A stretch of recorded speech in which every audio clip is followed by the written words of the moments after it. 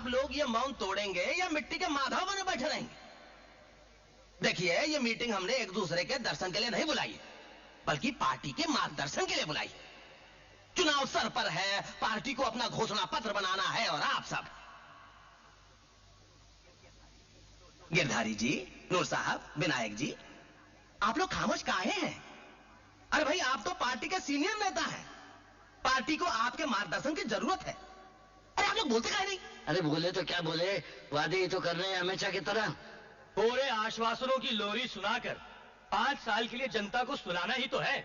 पुराने घोषणा पत्र में थोड़ी सी फेर बदल करके छपवा दीजिए। अब तो मैनिफेस्टो एक रस्म बनकर रह गया है। घोषणा पत्र की वैल्यू पुरानी रद्दी जैसी हो गई है। कितनी नफरत करती है जनता हमसे। पहले लाखों लोगों की भीड़ में नेता अकेले जाते थे, मगर आज 4 लोगों के बीच में जाते हैं तो 8 कमांडो साथ में होते हैं। कहां से पैदा हो गया ये डर? अपने ही लोगों से खतरा क्यों पैदा हो गया है हमें? क्योंकि इतने सालों में हमने जनता की समस्या हल नहीं की, दुख दूर नहीं किए। पता नहीं, गुंडागिरी और राजनीति का ये गठबंधन इस देश को और कहां लेकर जाएगा। गांधी जी ने सही कहा था, जिस दिन जनता का विश्वास नेता पर से उठ जाएगा, उस दिन जनता उनको चुन चुन कर मारेगी। मतलब अब आपको यहां बैठे सब नेता गुंडा नजर आने लगे हैं। आप यही कहना चाहते हैं ना कि जनता हम सबको चुन चुन के मारेगी? तो ठीक है, हम आज ही आपके इस शुभ विचार को हाईकमान तक पहुंचा देंगे। उसकी जरूरत नहीं है। एक नेता है इस देश में, त्रिलोचन त्रिपाठी, जो आज भी गांधी जी के सिद्धांतों पर चल रहा है। कितने राज्यों में सरकार बना ली है उसने, करोड़ों लोग जान देने को तैयार है उसके लिए। उसके साथ रहेंगे तो कम से कम हमारे आत्मा को तो शांति मिलेगी। हम आपकी आत्मा की शांति के लिए प्रार्थना करेंगे।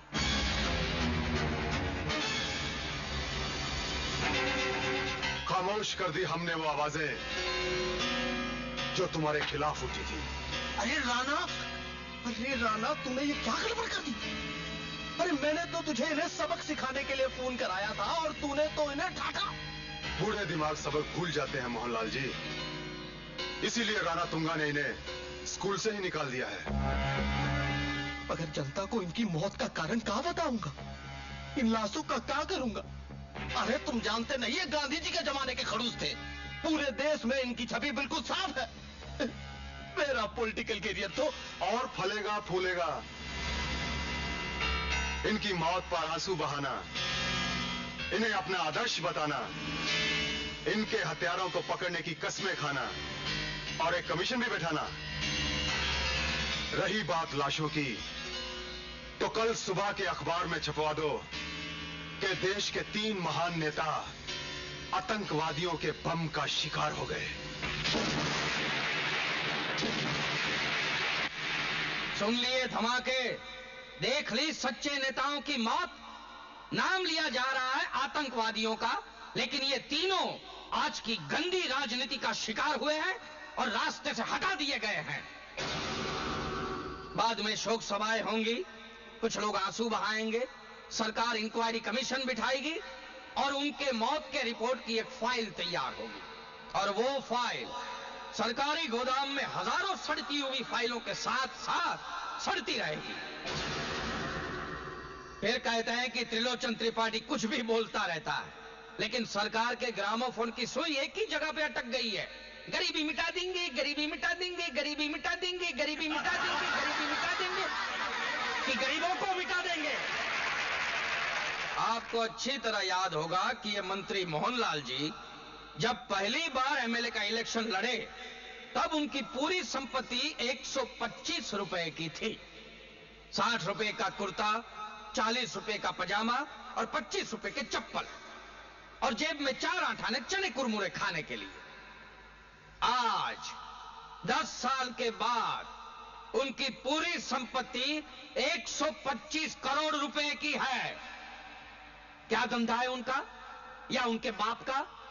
गांव में 2 रुपये दर्जन केले बेचते थे, केले। तालियां मत बजाइए, जरा सोचिए, ये माल आया कहां से? आपकी जेब से। अब तो उठो, अब तो अपनी आत्मा को जगाकर संविधान ने आपको दिए हुए मताधिकार का असली उपयोग करके ये देशद्रोही और गद्दार नेताओं को कुर्सी से उखाड़ कर फेंक दो, वरना इन्होंने तो कसम खाई है कि कुर्सी के साथ साथ ही चीता पर चढ़ जाएंगे, लेकिन कुर्सी नहीं छोड़ेंगे। इनकी राजनीति का सिर्फ एक ही मतलब है, सिर्फ राज करो, कोई नीति नहीं। अब मैं आगे कुछ नहीं कहूंगा, फैसला आप लोगों के हाथ में है। जय हिंद।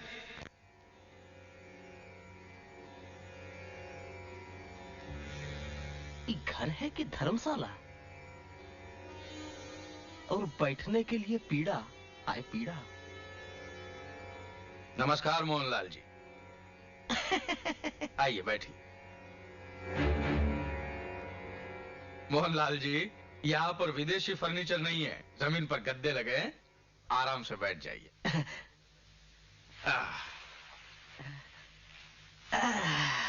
तो टीटी साहेब, क्या विचार किए हैं आप? इस चुनाव में कौन पार्टी के साथ गठबंधन करेगी आपकी पार्टी? जनता के साथ। त्रिलोचन त्रिपाठी साहेब उर्फ टीटी साहेब, देखिए आप मोहनलाल जी के प्रस्ताव को मजाक मत समझिए। आपका और हमारा गठबंधन केंद्र में सरकार स्थापित करके पूरे देश पे राज कर सकता है। केवल सत्ता की भूख है आप लोगों को। करोड़ों के घोटाले करने के बाद भी आप लोगों का पेट नहीं भरा कि अब देश को नोच नोच कर खोखला करने के लिए आपको हमारी मदद चाहिए। अब क्षमा कीजिए टीटी साहब, वैसे दूध के झूले तो आप भी नहीं है। अब जिन जिन राज्यों में सरकार आप लोगों की है, वहां पर भी तो राम राज्य नहीं आया। कैसे आएगा? जिस देश में तुम्हारे जैसे रावण अभी तक जिंदा है, वहां पर राम राज्य आ भी कैसे सकता है? और जिस प्रांत में हमारी सरकार है, वहां भी तुम लोगों ने हमें कहां चैन से राज करने दिया है? कोई भी बहाने पर सरकार बर्खास्त करके राष्ट्रपति शासन लाद दिया है तुम लोगों ने। है कोई तुम्हारा ईमान धर्म है? देखिए आज कुर्सी मिलनी चाहिए, सत्ता बरकरार रहनी चाहिए, उसके लिए किसी भी पार्टी का सहारा क्यों न लेना पड़े। शर्म आती है मुझे जब तुम जैसे नेता लोग इस देश पर राज करते हैं। पता नहीं क्या हो गया इस देश की जनता के दिमाग को, शायद दीमक खा गई है। वरना यही लोग थे जिन्होंने अंग्रेजों को भगाकर इस देश को आजादी दिलवाई थी, मगर आज वो तुम जैसे कुछ गुंडे और बदमाश नेताओं की गुलामी क्यों करते हैं? बस बस बहुत हो गया त्रिपाठी साहब, बहुत ज्यादा हो गया। अरे मजदूरों ने मिलकर 2-4 राज्यों में श्रमिक दल की सरकार क्या बनवा दी, आप तो अपने आप को भगवान ही समझने लगे। टीटी साहब, ये जनता है, जनता ऊंट का स्वभाव रखती है, कोई भी नहीं जानता किस करवट बैठ जाए। चलता हूं, लेकिन एक बात अच्छी तरह याद रखना, लकड़ी चाहे कितनी भी कमजोर क्यों ना हो, सहारा जरूर देती है। जय हिंद। रुकिए मोहनलाल जी, मैं सब काम अकेले करता हूं, कोई सरकारी नौकर नहीं रखता। ये आपकी गंदगी मैं हरगिज साफ नहीं करूंगा। ये आपकी गंदगी है, इसे आप साफ कीजिए। त्रिपाठी साहब, आप मोहनलाल जी का अपमान कर रहे हैं। अपने किए पर पानी डालना आपको अपमान लगता है? अपनी खुद की गंदगी तो आप खुद ही साफ करते हैं ना? या उसके लिए भी कोई सरकारी नौकर रखा है? तो फिर मुंह की गंदगी साफ करने में शर्म किस बात की? साफ कीजिए फिर जाइए।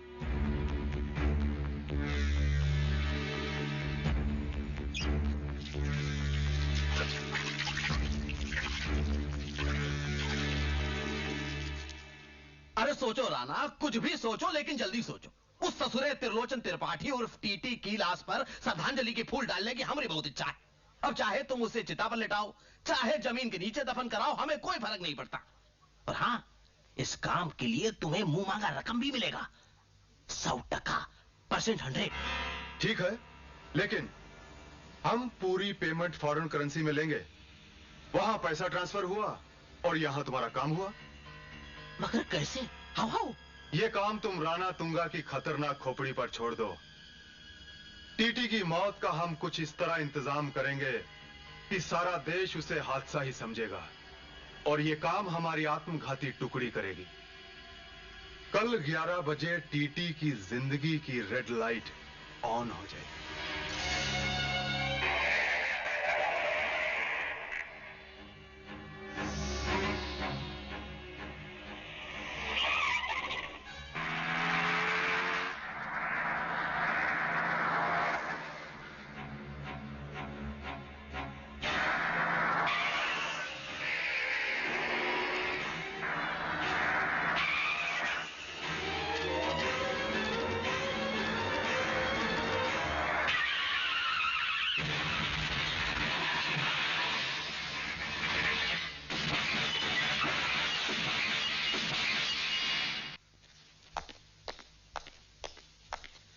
डॉक्टर सिद्दीकी, क्या लगता है रिपोर्ट से?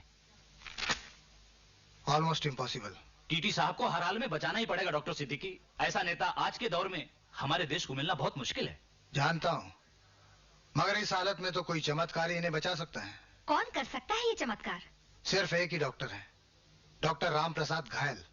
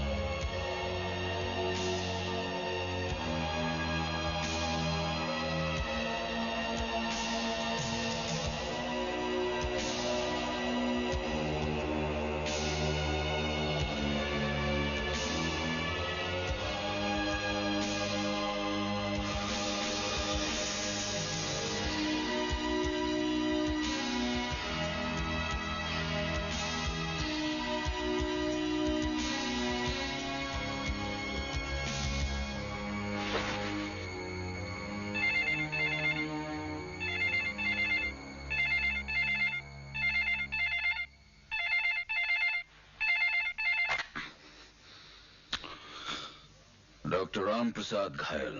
डॉक्टर राम, मैं सिद्दीकी बोल रहा हूँ। टीटी साहब का जबरदस्त एक्सीडेंट हो गया है, फौरन ऑपरेशन करना पड़ेगा। आप जल्दी आ जाइए। We all are waiting for you. ठीक है डॉक्टर सिद्दीकी, मैं आता हूँ।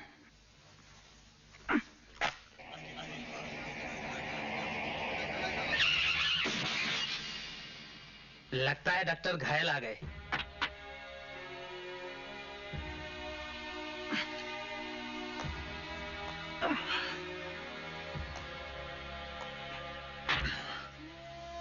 डॉक्टर साहब, टीटी साहब हम लोग के माई बाप है, उन्हें बचा लीजिए डॉक्टर, उन्हें बचा लीजिए।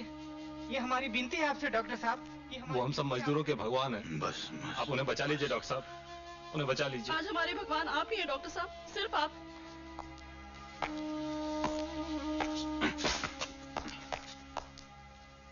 अरे ये तो बेवड़ा है, बेवड़ा। पता नहीं किधर का ऑपरेशन किधर का डाले। डॉक्टर घायल साहब के बारे में ऐसा बोलता। अरे ये तो फरिश्ता है, फरिश्ता। जानता है, ये जिंदगी लेने वाला नहीं, जिंदगी देने वाला है। लो आ गए। अरे डॉक्टर राम प्रसाद घायल, चाहे कुछ भी क्यों न करना पड़े, लेकिन टीटी साहब को बचाना होगा।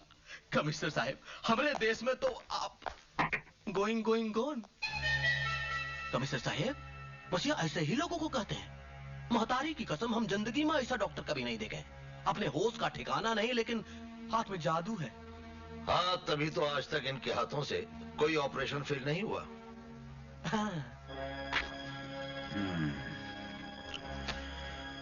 Have all the patients' documents been signed, Dr. Siddiqui? Yes, sir. Right. Let's go for surgery. आप चलिए, मैं आता हूँ।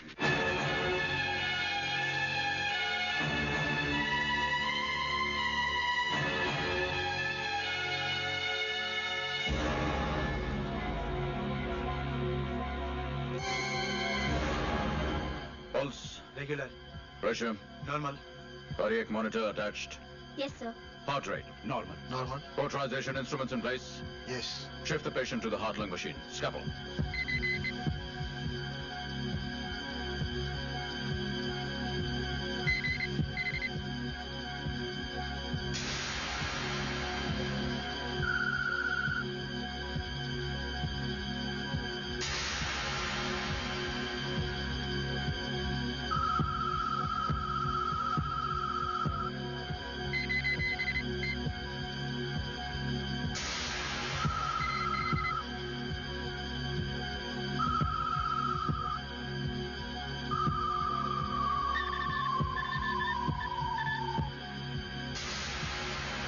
Increase the blood flow.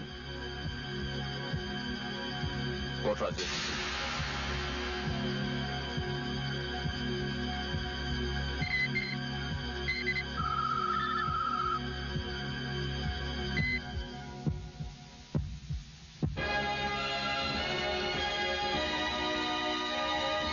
Close him up, Doctor.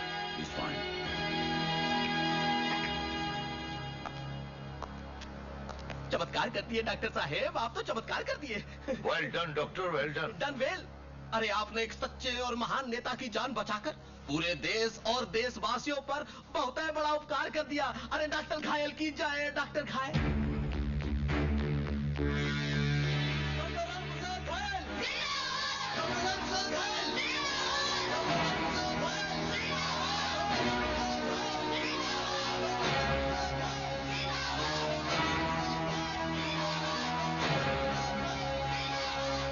Janaki, Janaki, Bharat. जी भैया। अरे कहाँ हो तुम लोग? देखो टीटी साहब का ऑपरेशन कामयाब हो गया। क्या भैया, टीटी साहब का ऑपरेशन कामयाब हो गया? भगवान का शुक्रिया अदा करना चाहिए जिन्होंने आपके हाथों में ये जादू दिया है। हाँ, धन्यवाद भगवान। और अब हम धन्यवाद देना चाहते हैं अपने भाई और पत्नी को, जिनके लिए हम जीते हैं। जानकी, देखो भगवान ने तुम्हारी हर इच्छा पूरी कर दी। तुम हमेशा यही चाहती थी ना कि मेरा नाम इस देश की गली गली में गूंजे, हैं? देखना कल सुबह अखबार की हर हेडलाइन में मेरा नाम होगा। हाँ। इसी बात पर अपना मुंह मीठा कर लेते हम लोग। ये लो मिठाई खाओ। आओ चलो। अरे चलो, वहां खड़े खड़े बना मुंह क्या देख रहे हो? क्या ये देवर भाभी ने मिलकर फिर से कोई प्लान बनाया क्या? चलो चलो, ये लो मिठाई खाओ। अरे चलो। इसे मिठाई खिला रहे हो साहब? कब तक सूने सपने देखते रहोगे?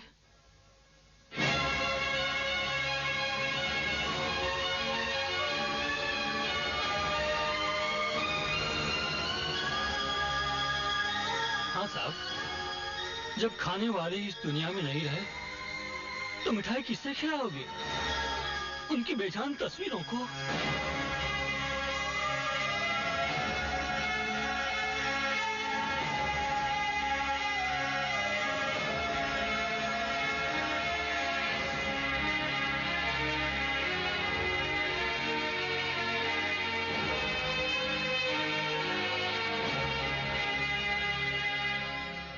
चाचा, सच्चाई दिमाग का दरवाजा खटखटाती तो है, मगर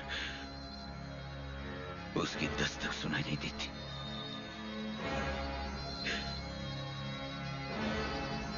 जानकी और भारत की यादों का शोर बहुत ज्यादा है चाचा। उनकी यादों का शोर बहुत होगा बेटे। दर्द तो कम हो जाएगा, लेकिन मौत तो नहीं टल सकती ना।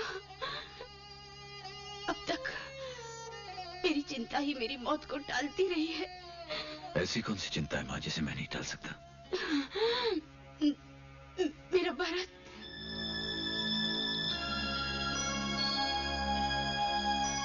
मेरे बाद तेरी जिम्मेदारी है बेटे। माँ, भरत खून के रिश्ते से तो मेरा भाई है, लेकिन दिल के रिश्ते से तो ये मेरा बेटा है। हाँ माँ, भरत मेरा बेटा है। जानकी बेटी, तुम इस घर में मेरे बाद वही जगह लोगी जो एक माँ की होती है। भगवान तुम्हें भी औलाद और उसका मोह देगा।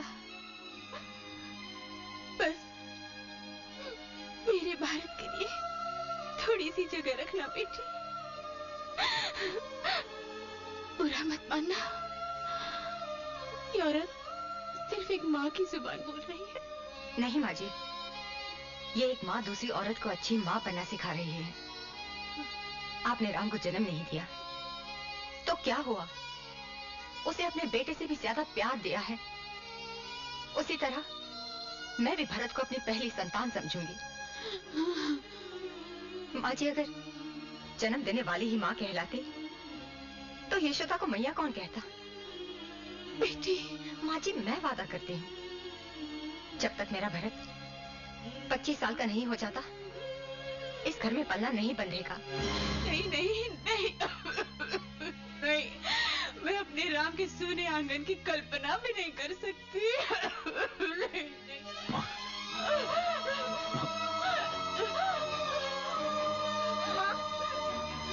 तुम्हें कुछ नहीं होगा माँ। माँ,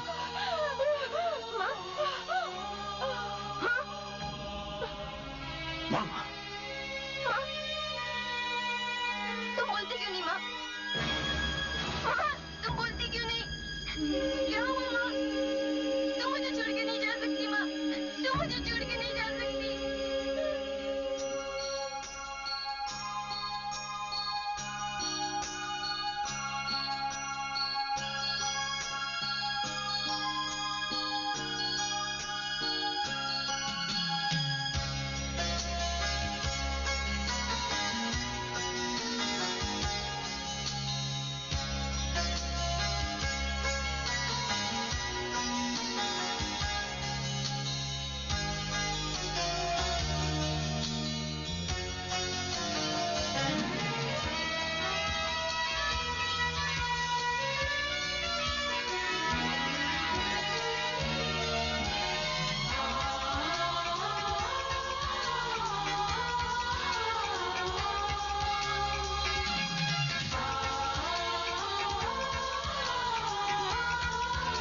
मुझसे मत पूछो, तुम्हें जो करना है करो।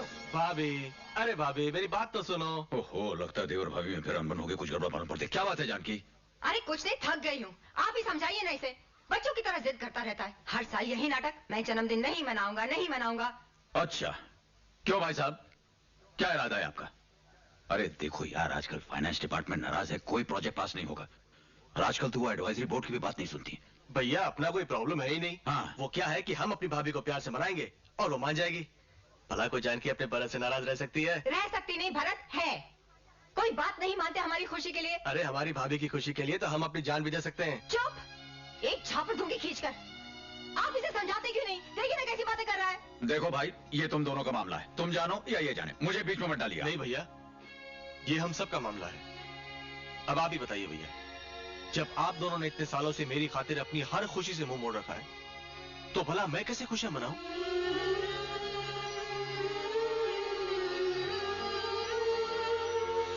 हम तीनों की खुशियां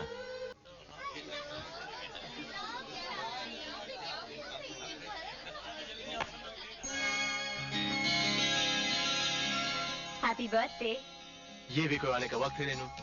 तुमने तो कहा था कि मैंने जितने बजे आने को कहा था उससे भी पहले मैं आ चुकी हूँ, मगर मैं ये देखना चाहती थी कि तुम्हारी आंखों में मेरे लिए इंतजार है या नहीं।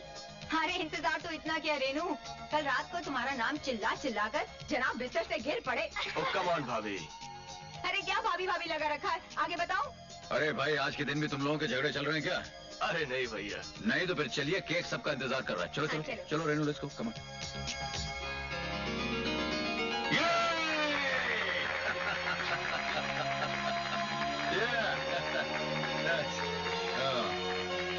अरे बहुत बड़ा पीस है, छोटा छोटा सा दे दो। Thank you. मुंह खोलिए भाभी।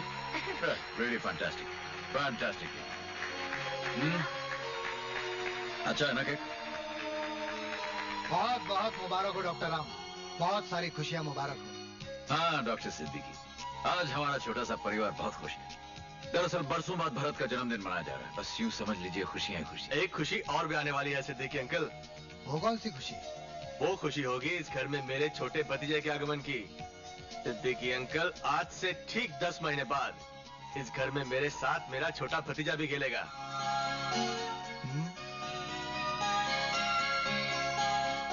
भैया, अब एक दूसरे को देखने से कुछ नहीं होगा। मैं आप दोनों को अल्टीमेटम दे रहा हूँ, अगले 10 महीने में मेरी प्रॉब्लम सॉल्व होनी चाहिए। अरे भरत, सुन लिया आपने, 1 महीने का ग्रेस पीरियड दे दिया इन्होंने। मैं कहता हूँ चले जाओ यहाँ से।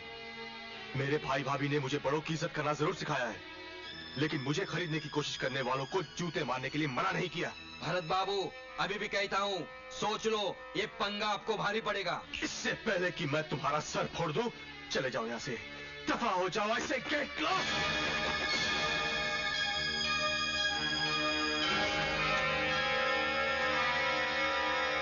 इंजीनियर साहब, ईमानदारी, आदर्श और सिद्धांतों का ये कीड़ा आपको एक दिन भारी पड़ेगा। चलो।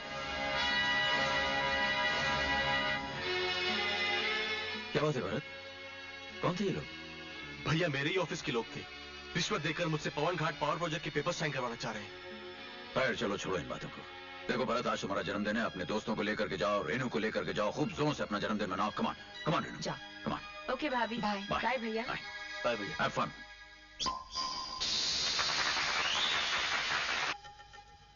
रेनू तुम समझती नहीं हो, कहाँ रजनी और कहाँ तुम। कुछ भी हो, लेकिन मुझे तुम्हारी उसके साथ दोस्ती बिल्कुल पसंद नहीं। नाम है मेरा राजा, राजा तुंगा। राजा को जो चीज एक बार पसंद आ जाती है वो किसी भी कीमत पर उसे हासिल करके ही रहता है। तू चाहे जितना रेनू के साथ घूम फिर ले, लेकिन रानी तो सिर्फ ये इसी राजा की बनेगी। रेनू मुझे बहुत पसंद। छोड़ दो मुझे, छोड़ो।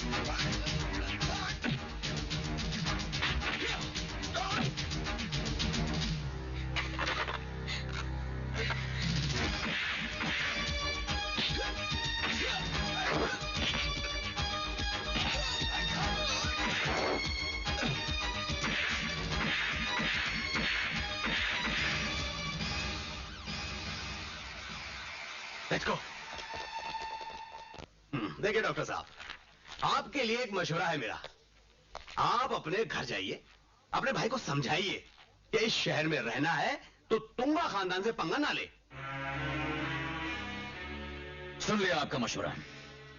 अफसोस हुआ आपकी मानसिकता पर। अब आप मेरी एफआईआर लिखिए और राजा को गिरफ्तार कीजिए। ना रिपोर्ट लिखी जाएगी, ना राजा गिरफ्तार होगा। हाँ, आपका खानदान जरूर मुसीबत में पड़ जाएगा। इससे पहले कि ये बात राणा के कानों तक पहुंचे, आप इस बात को भूल जाइए। जाइए। वैश्या अगर जोगन के कपड़े पहन ले तो वो जोगन नहीं बन जाती, वो वैश्या ही रहती है। क्यों पहन रखी है आपने ये कानून की वर्दी? अगर आपने अपनी आत्मा गुंडों को बेच रखी है तो शरीर भी उनके हवाले कर दीजिए। निकल गई दिल की भड़ास, मिल गई दिल को शांति। अब आप यहां से जाइए, मैं ज्यादा भाषण सुनने के मूड में नहीं हूं। जाइए जाइए यहां से। ऑलराइट इंस्पेक्टर, तुंगा की गुलामी की जंजीरें आपके हाथों में हो सकती हैं, मेरे हाथों में नहीं। लेकिन याद रखिएगा इंस्पेक्टर, आप एक शरीफ इंसान को मजबूर कर रहे हैं। क्या आप हथियार उठाएंगे?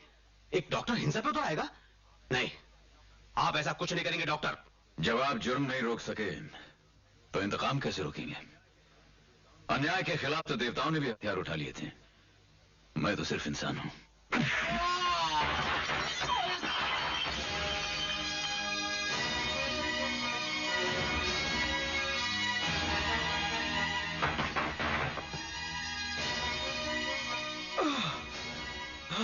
कोई भी पुलिस स्टेशन तुम्हारे खिलाफ रिपोर्ट लिखने के लिए तैयार नहीं। ऐसा क्यों? इंस्पेक्टर कह रहा था कि वो तुम्हारे खानदान को बहुत अच्छी तरह से जानता है। तुम लोग बहुत भले लोग हो। ये सच है क्या? बल्कि पुलिस स्टेशन में तो वो लोग हमसे कह रहे थे कि अगर हमें इस शहर में रहना है तो तुंगा खानदान से दूर रहना चाहिए।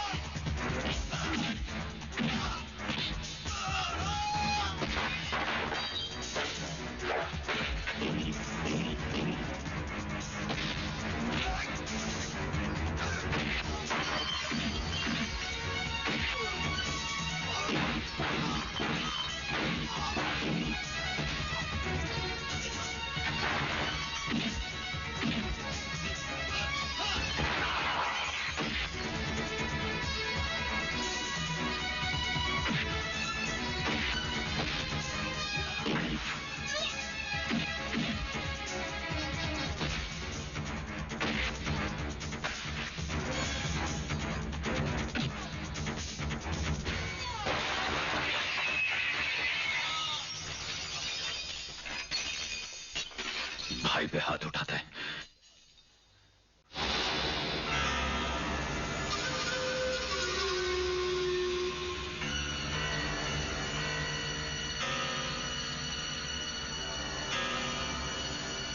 सर ये सब चुप रहो तुम।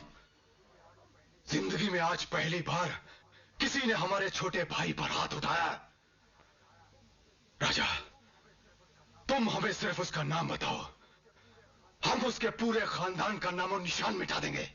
नहीं भैया, नहीं।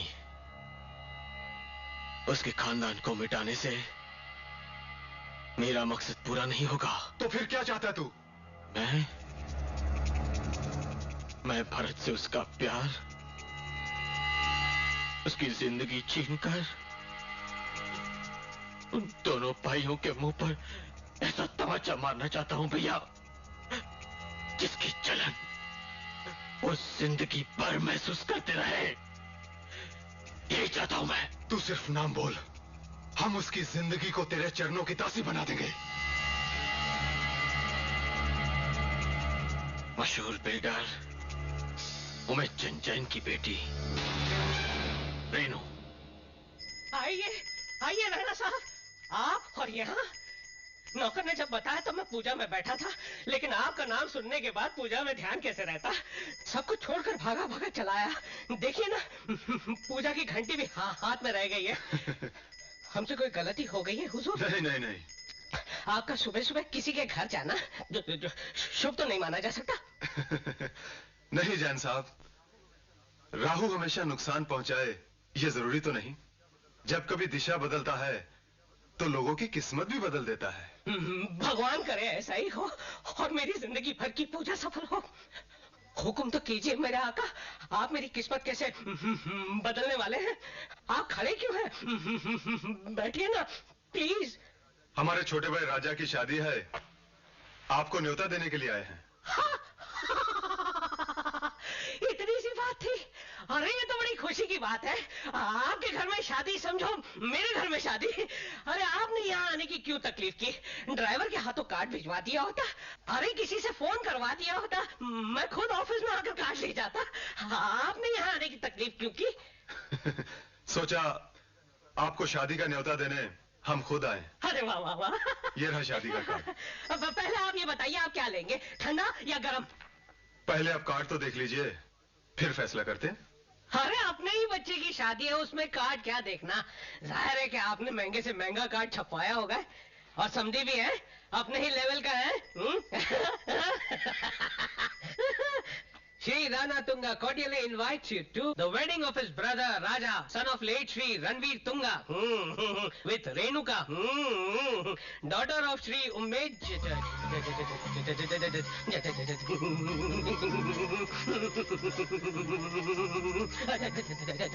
हमारा ख्याल है आपके लिए ठंडा मंगवा लें।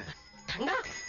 अरे ये तो जहर मंगवाने वाली बात हो गई। राणा साहब, मेरी बेटी की शादी आपके भाई के साथ और आपने कार्ड भी छपवा दिए।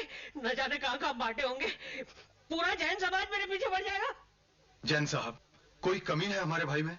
कमी तो कोई नहीं है राणा साहब, मगर कहाँ आप और कहाँ मैं। अरे जैन साहब, जब हमने आपको अपने बराबर का मान लिया है तो आपको क्या एतराज है? अरे यार, बात मेरे एतराज की नहीं है, बात मेरी बेटी की मर्जी की है, पूरे जैन समाज की है। इतनी सी बात आपके क्यों नहीं आती?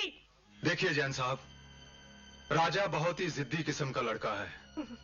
बचपन में ही वो कीमती से कीमती खिलौने लेने की जिद करता था। हमने भी उसे दुनिया भर के खिलौने मंगवा कर दे दिए थे।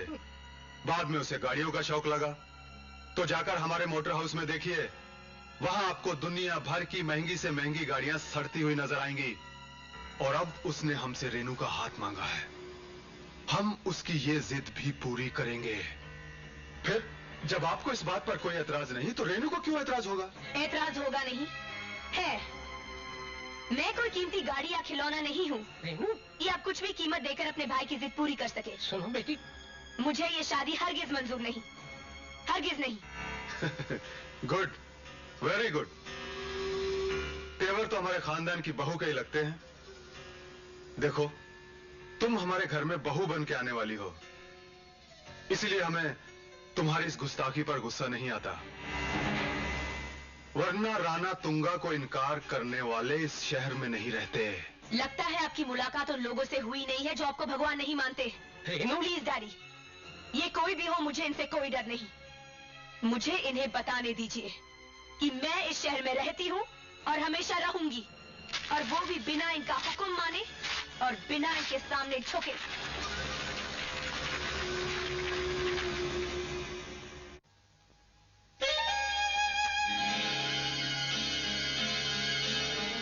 ओके भरत, मैं चलती हूँ। Take care and miss me. Okay, कल फिर मिलते हैं। हाय रेनू। हाय। रेनू, तुम कब से खड़ी हो दरवाजे पर? जब से तुम्हारा रोमांस जोरों से चल रहा था, फिर मिलने के वादे हो रहे थे, तब से। कम ऑन रेनू, तुम मेरी और रजनी की दोस्ती पे शक कर रही हो? ये गुलाब से बना हुआ दिल, ये मोहब्बत भरा पैगाम, गुड बाय किस। ये तो एक दोस्त की शुभकामना है रेनू। भरत, मैं जानती हूँ रजनी तुम्हारी क्लासमेट थी, तुम्हारी दोस्त हो सकती है, मगर उसकी हरकतें मेरे शक को यकीन में बदल रही हैं। कहीं ऐसा तो नहीं कि तुम। रेनू, मैंने भगवान के बाद अगर किसी को पूजा है तो वो है मेरी भाभी। आज मैं उस भाभी की कसम खाकर कहता हूँ कि मैंने तुम्हारे सिवा ना किसी से प्यार किया है और ना ही कभी करूंगा। हाँ रेनू।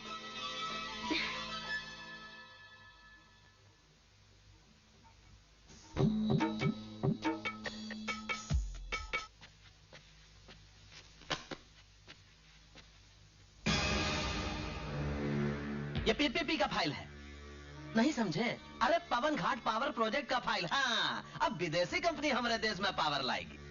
अब इस प्रोजेक्ट के इंजीनियर होने के नाते इस प्रोजेक्ट पर तुम्हारी मंजूरी का ठप्पा बहुत ही ज्यादा जरूरी है।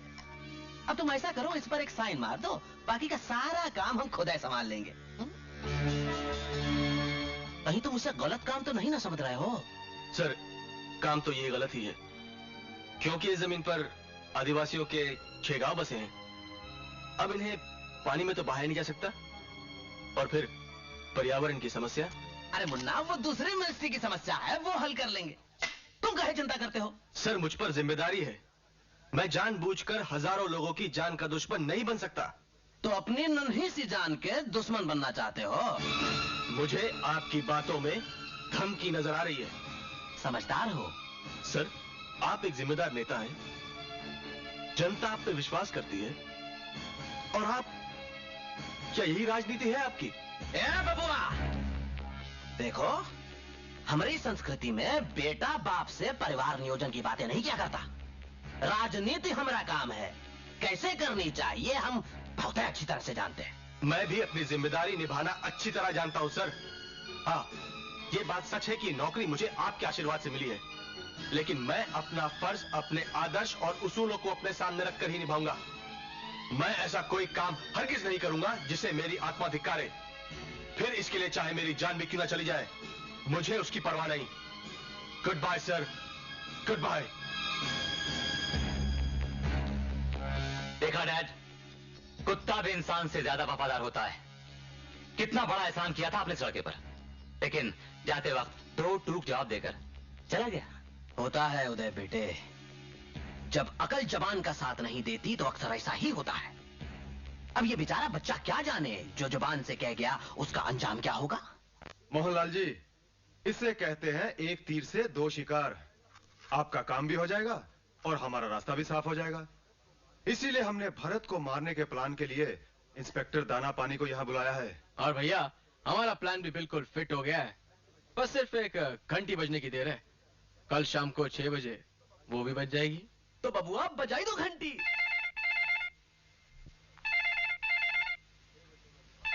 6 बजने में अभी 5 मिनट बाकी है और 4 आ गया। रेनू डार्लिंग, मैं राजा बोल रहा हूँ। तुम्हारी जिंदगी रेनू मेरे पास है। I will kill you bastard. खबरदार जो मेरी रेनू को छुआ तो। अगर तुम सचमुच उसे प्यार करते हो तो बचा कर ले जाओ उसे। Hotel Savera, room number 504।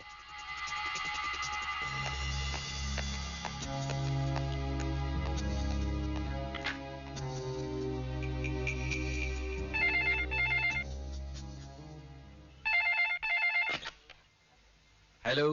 Hello, can I speak to Bharat please? वो तो चले गए। चले गए? कहाँ गए वो? कोई रजनी नाम की लड़की का फोन आया था, उन्होंने बोला होटल सवेरा में, रूम नंबर 504।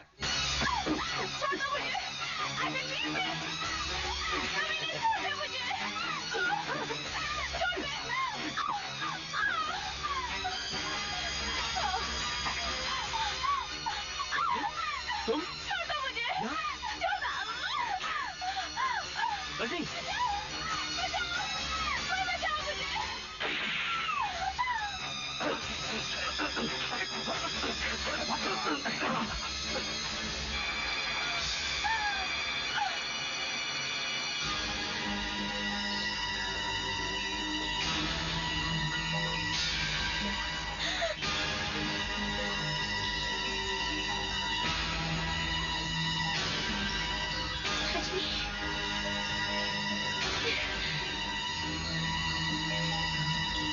ये तो मर चुकी है। नहीं इंस्पेक्टर नहीं, मैंने नहीं मारा इसे। मैं सच कह रहा हूं रेनू, ये किसी की चाल है। मुझे फंसाया गया है। रजनी को मारने वाले तो भाग गए और ये पिस्तौल आपके हाथों में थमाते गए, और वो टाई जो आपकी होगी इस लड़की के हाथों में पकड़ा गए। देखिए इंस्पेक्टर साहब। और ये दांतों के निशान भी इस लड़की के नहीं होंगे, आपने अपने आप को काट लिया होगा, हैं? और ये नाखून के निशान, ये भी आपने अपने आप को नोच लिया होगा। क्यों? हाँ, ये सच है कि वो टाई भी मेरी है, हाथ पे लगे हुए दांतों के निशान भी रजनी के हैं, लेकिन मैंने उसे कत्ल नहीं किया इंस्पेक्टर। मैंने उसे नहीं मारा। मैं सच कहता हूं Renu, I promise you, believe me. बस बहुत हो गया तुम्हारा ये नाटक। ये सच और झूठ का फैसला अदालत में होगा। You are under arrest. मेरा भाई न बलात्कार कर सकता है न हत्या। मैं भरत को अच्छी तरह से जानता हूं, वो ऐसा कभी नहीं कर सकता। बस भरत नाम रख दिया और हो गए निश्चिंत, हैं? डॉक्टर साहब, ये कलयुग है, यहां नाम पहचान होती है, कैरेक्टर की गारंटी नहीं। नाम तो आपका भी राम है, तो क्या आपके चरणों में गिरकर मोक्ष मांग लूं? हर रावण इतना सौभाग्यशाली नहीं होता। देखो डॉक्टर, अब तक मैं इज्जत से बात कर रहा हूं आपसे। एक नागरिक की इज्जत करके बहुत बड़ा एहसान कर रहे हैं आप उस कानून पर जिसने आपको यह अधिकार दिया है कि यह वर्दी पहनकर आप किसी की भी इज्जत उतार सकते हैं। क्या सबूत है आपके पास? क्या सबूत है? एक कातिल को फांसी लगवाने के लिए जितने चाहिए उतने हैं। होटल में कमरा उसके नाम का बुक है, रिवॉल्वर पर उसकी उंगलियों के निशान, होटल का सारा स्टाफ और गैस के बयानात, और भरत की गर्लफ्रेंड रेनू की चश्मदीद गवाही। ये एक जाल है, फंसाया जा रहा है उसे। उस जाल की रस्सी आपके हाथ में, लेकिन खींच कोई और रहा है। मेरा भाई कभी भी किसी लड़की के साथ बलात्कार नहीं कर सकता, नेवर। मेडिकल रिपोर्ट लेकर आए कि आपका भाई बलात्कार करने के काबिल ही नहीं है। बस इंस्पेक्टर बस। जबान काबू में रहे तो जबान रहती है, बेकाबू हो जाए तो कटार बनकर किसी मासूम बेगुनाह का सीना चीर सकती है। इसे काबू में रखें, काबू में। और ऐसा मत सोचेगा कि आपके अलावा इंसाफ का और कोई दरवाजा नहीं है। मेरा भाई बेकसूर है, बेगुनाह है, उसे इंसाफ जरूर मिलेगा।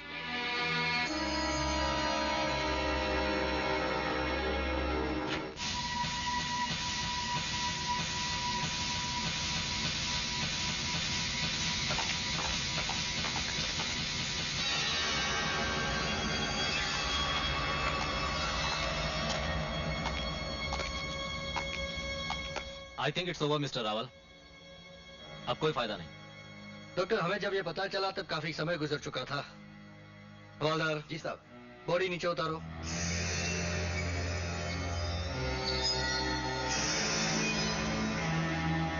जेलर साहब, जेलर साहब, आपने मुझे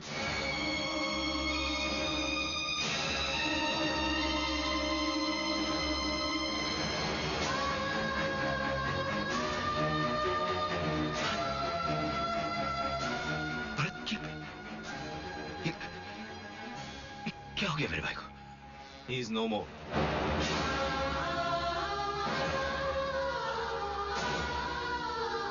भरत, भरत, भरत, भरत, भरत मेरे भाई, ये क्या हो गया मेरे भाई? ये क्या हो गया? ये कैसे हो गया? खुदकुशी, शायद शर्मिंदगी से। कैसी शर्मिंदगी? कैसी शर्मिंदगी? क्या गुनाह किया मेरे भाई ने? किस बात पर शर्मिंदा होगा वो जिसने भरत बनकर जन्म लिया और आज तक भरत बनकर ही जिया? क्यों शर्मिंदा होगा वो? क्यों? आई एम सॉरी डॉक्टर, लेकिन हमारे सामने यही हकीकत है। इस दीवार पर देखिए।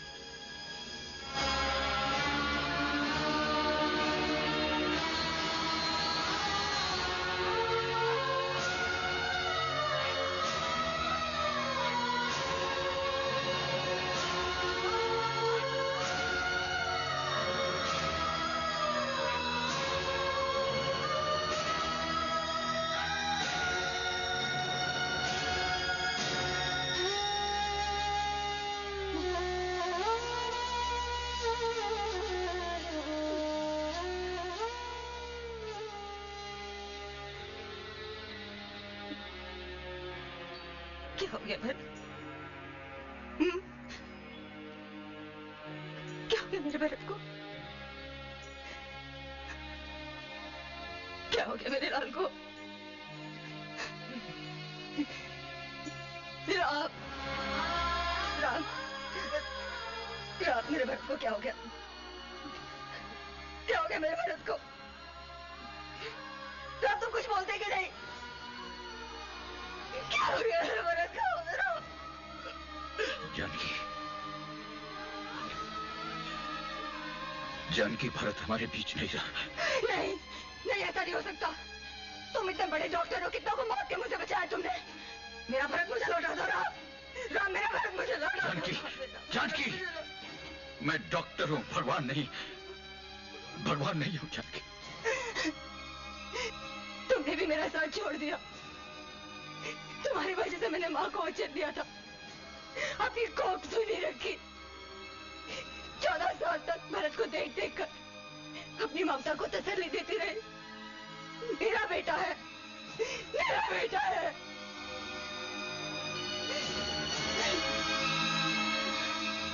और आज छीन लिया मुझसे। ये अन्याय है, सबने अन्याय किया है मेरे साथ। भगवान ने भी अन्याय किया है मेरे साथ।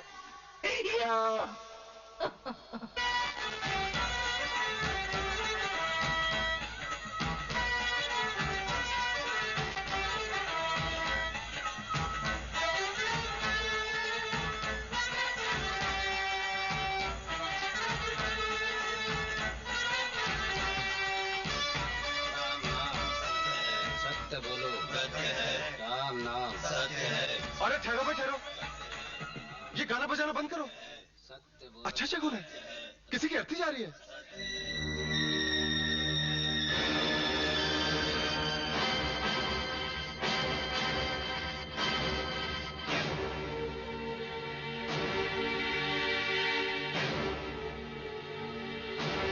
राम, जानकी, दुल्हन बन गई। रचा ली इसने अपनी शादी, बन गई स्वागत। अरे देख, मेरे भरत को देख, गुलाल से नहाया हुआ है वो। दूल्हा लग रहा है, दूल्हा, तेरा दूल्हा। देख जानकी, राम, राम, इसकी मांग में सिंदूर क्यों है? मेरे भरत से इसकी मांग में सिंदूर नहीं भरा। इसके मांग में सिंदूर। जानकी, जानकी, बस, बस, चल, चल, चल, जानकी, जानकी, जानकी,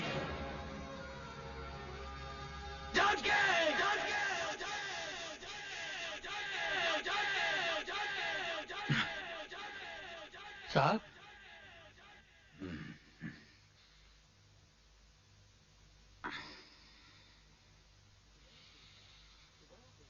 सुबह हो गई साहब। रात को खाना भी नहीं खाया, बस ऐसे ही सो गए। कैसे कटेगा ये सफर साहब? चाचा,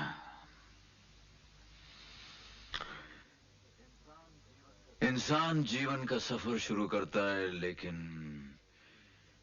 ये नहीं जानता कि उसका अंत कब होगा, कैसे होगा। फिर भी चलता ही जाता है, दौड़ता, गिरता, पड़ता, रेंगता हुआ, संभलता हुआ वो चलता ही जाता। जीवन का सफर है, बस इसी तरह पूरा होता है। मगर भगवान ने तुम्हारे ही सफर को ऐसा कठिन क्यों बना दिया? तुमने तो सदा जीवन दिया है लोगों को।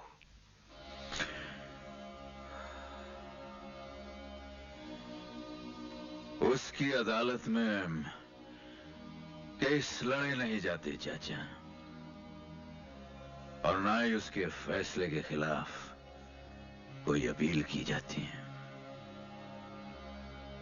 एक तरफा फैसला देने वाला बस वही एक जज है, वही एक जज। क्या अखबार पढ़ो, मैं तुम्हारे लिए नाश्ता लाता हूं।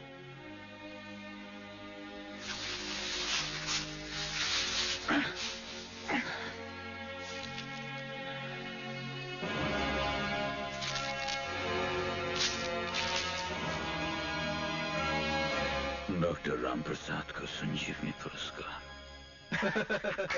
मान गए मोहनलाल जी, मान गए। एक भाई के गले में मौत की माला पहना दी और दूसरे भाई को आज अपने हाथों से संजीवनी अवार्ड भी दे दिया।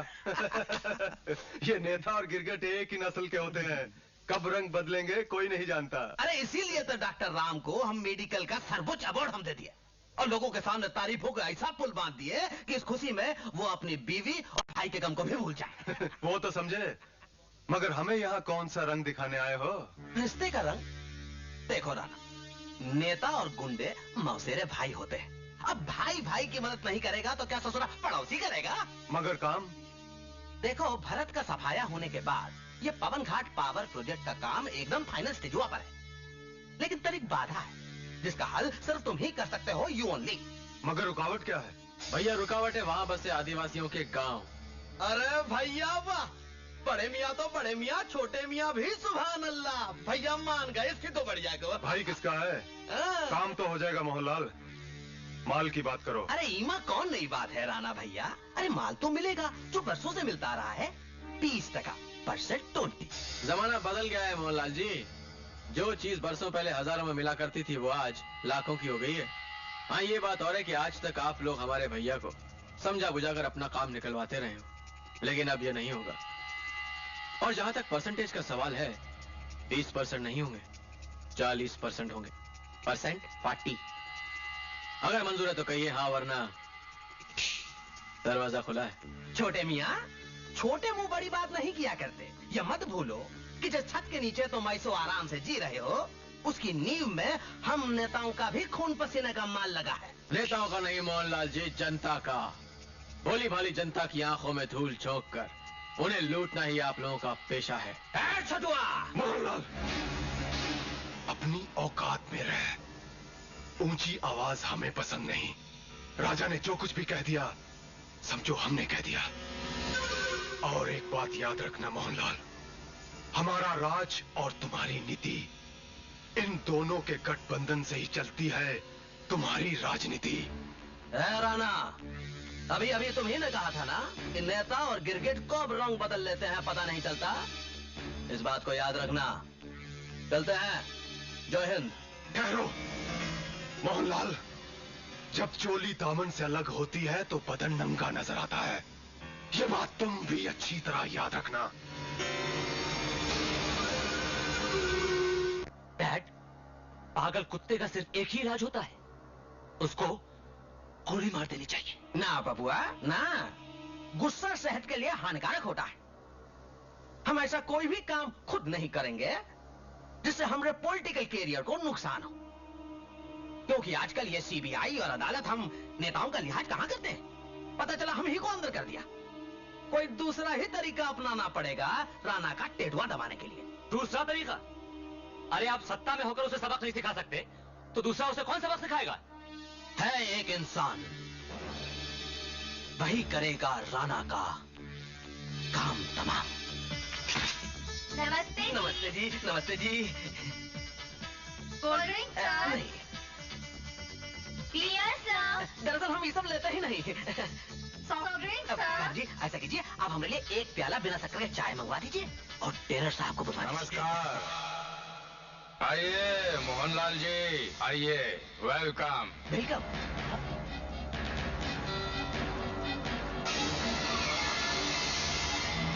नमस्कार टेरर साहेब, नमस्कार मंत्री मोहनलाल जी का नमस्कार।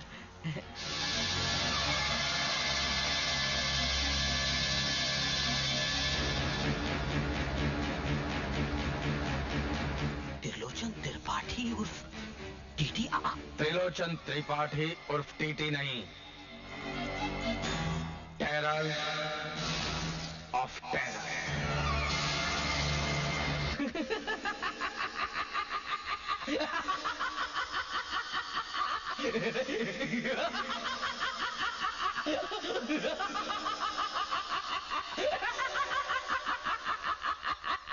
अरे कसम है राजनीति की टीटी साहेब, आज जिंदगी में पहली बार ऐसा लगा कि दुनिया में मोहनलाल जी का भी कोई बाप जिंदा है।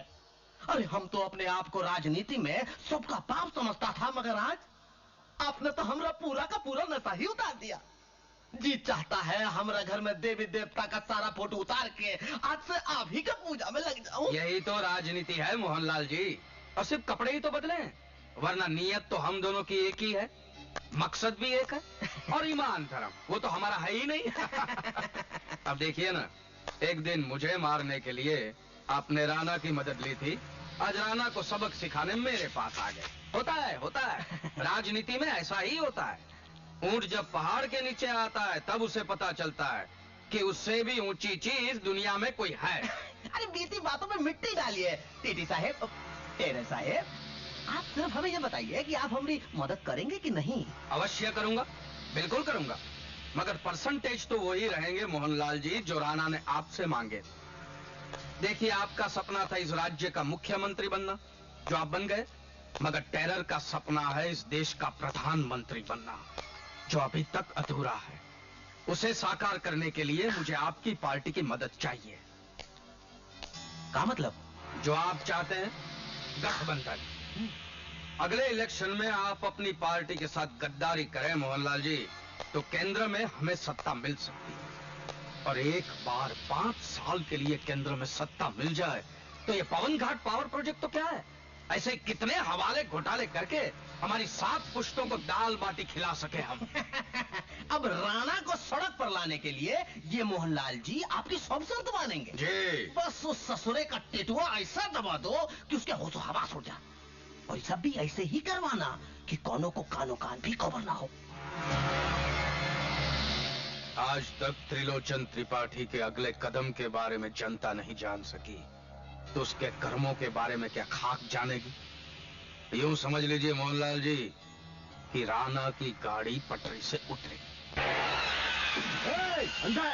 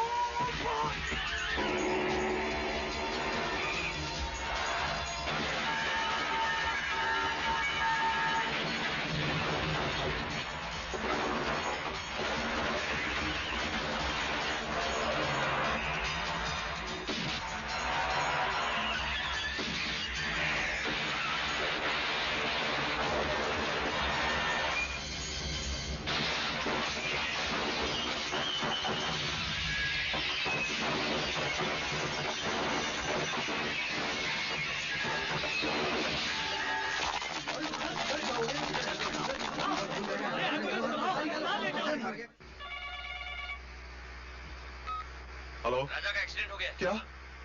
कौन से हॉस्पिटल में हो?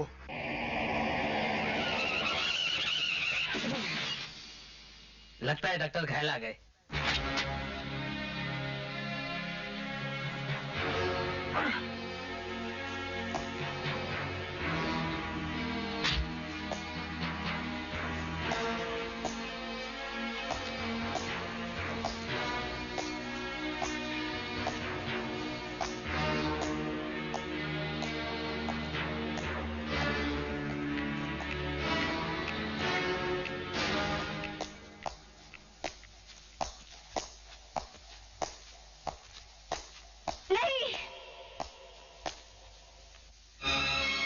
क्या हुआ बेटी? नहीं नहीं डैडी, डैडी ये राजा का ऑपरेशन नहीं करेंगे डैडी, प्लीज रोकिए इन्हें, रोकिए इन्हें डैडी। कैसी बातें कर रही हो तुम? इस वक्त तुम्हारे सुहाग को सिर्फ डॉक्टर राम प्रसाद ही बचा सकते नहीं डैडी, ये मेरे सुहाग को बचाएंगे नहीं, बल्कि मुझसे छीन लेंगे। ये अपने भाई की मौत का बदला मेरे पति से लेंगे। इन्हें रोक लीजिए डैडी, रोक लीजिए इन्हें। आप मेरे पति का ऑपरेशन नहीं करेंगे, हरगिज़ नहीं। सुन रहे हैं आप ऑपरेशन नहीं करेंगे, सुन रहे हैं? रुक जाइए, रुक जाइए। कमिश्नर साहब भगवान के लिए उन्हें रोक लीजिए, वरना वो मेरे पति को मार डालेंगे। रेनू? मार डालेंगे मेरे पति को, मेरे राजा को मार डालेंगे, उन्हें रोक लीजिए। नहीं बेटी,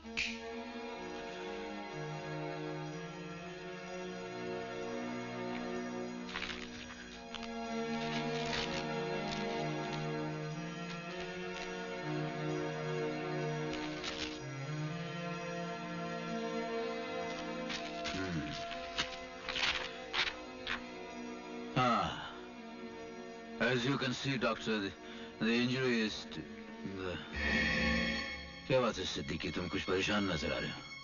Any problems? प्रॉब्लम तो सिर्फ एक ही है डॉक्टर राम, मरीज की बीवी ने ऑपरेशन पेपर्स पर साइन नहीं किए। पागल है वो, डॉक्टर और कातिल में फर्क नहीं समझती। आप जाइए, ऑपरेशन की तैयारी कीजिए, मैं भी आता हूं।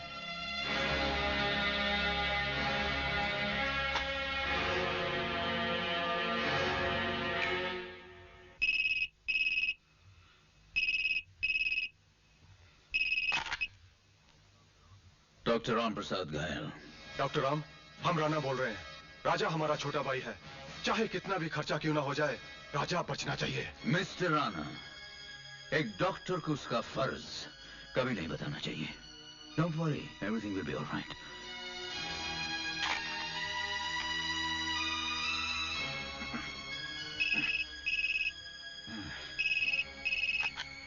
यस, आपके ऑपरेशन टेबल पर एक घायल पड़ा है, उसे वहीं पर दम तोड़ने दीजिए। अगर आपने उसे बचाने की कोशिश की तो पूरे विश्व में आपको कोई नहीं बचा पाएगा। आप समझ रहे हैं ना? तो हम अगले आधे घंटे में आपको दोबारा फोन हुआ करेंगे। हमें राजा की मौत की खबर चाहिए, the news of death. Sir, everything is ready. Yes, I am coming, I am coming.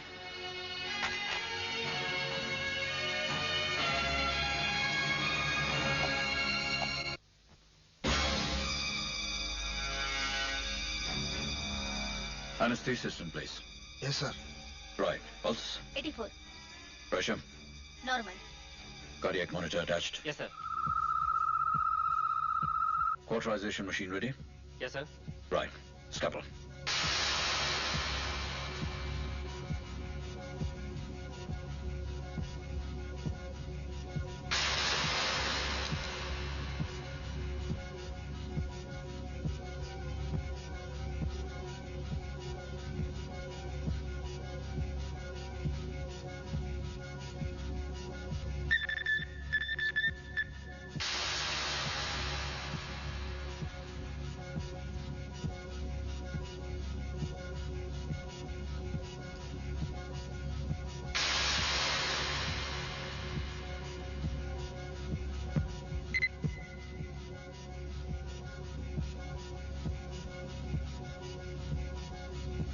Let's have some more oxygen. Cauterizing machine. Thank you.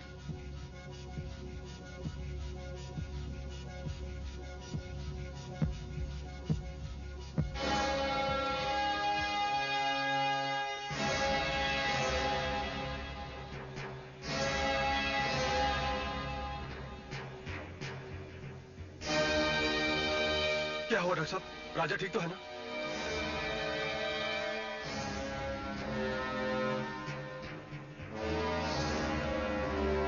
Doctor साहब,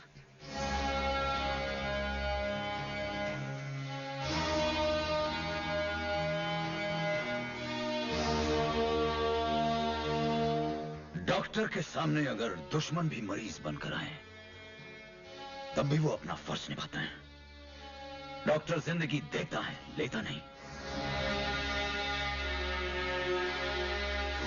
आओ वेणु, अंदर आओ और अपनी आंखों से अपने पति के चेहरे पर जिंदगी देखो।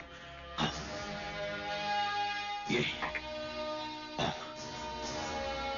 ये देखो, बस थोड़ी ही देर में तुम्हारे पति के चेहरे पर मुस्कान होगी और सबसे पहले वो तुम्हारा नाम।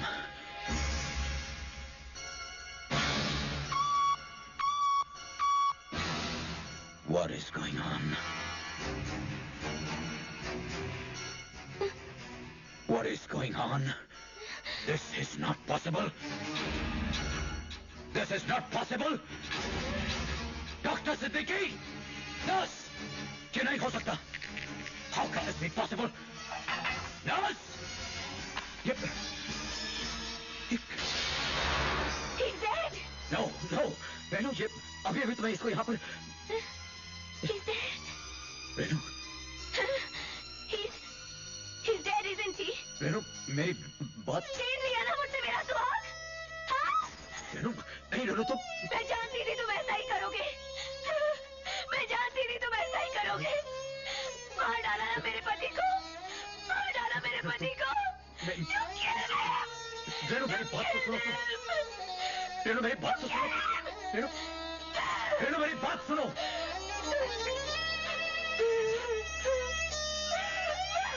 रेनू, क्या हुआ बेटी? क्या हुआ? वही हुआ जिसका मुझे डर था। हमसे पहले भी कहती थी, लेकिन हमने मेरी एक नहीं सुनी। मार डाला उसने मेरे राजा को। मार डाला उसने।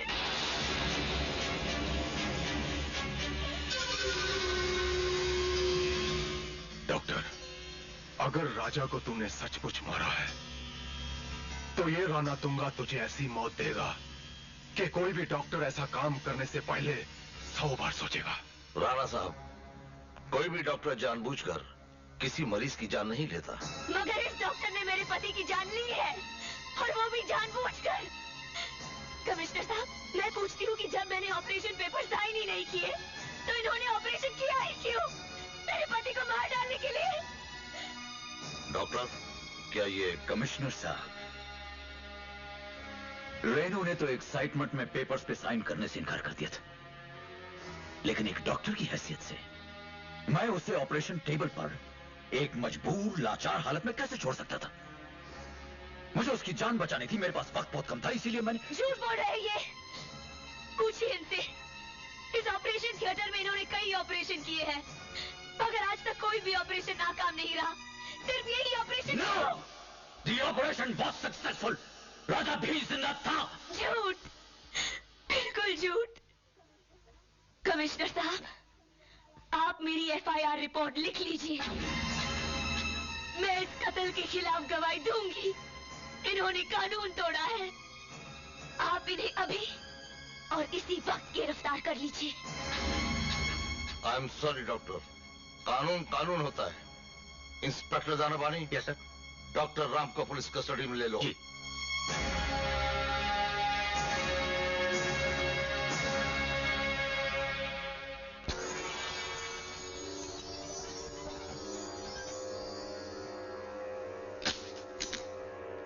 शुक्रिया। सिद्दीकी, एक बार हमारे राजनीतिक विचारों से भरपूर खोपड़िया में नहीं बैठी कि तुमने राजा को खत्म कैसे कर दिया? अरे भैया, ऑपरेशन तो कामयाब हो चुका था। सर, डॉक्टर राम जिस मरीज को हाथ लगा दे उसका मरना तो इम्पॉसिबल ही होता है।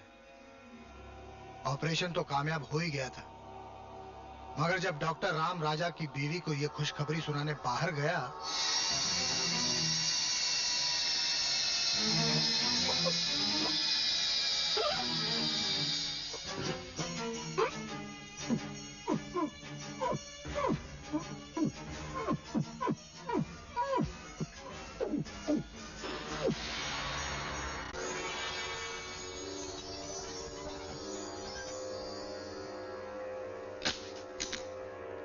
शुक्रिया।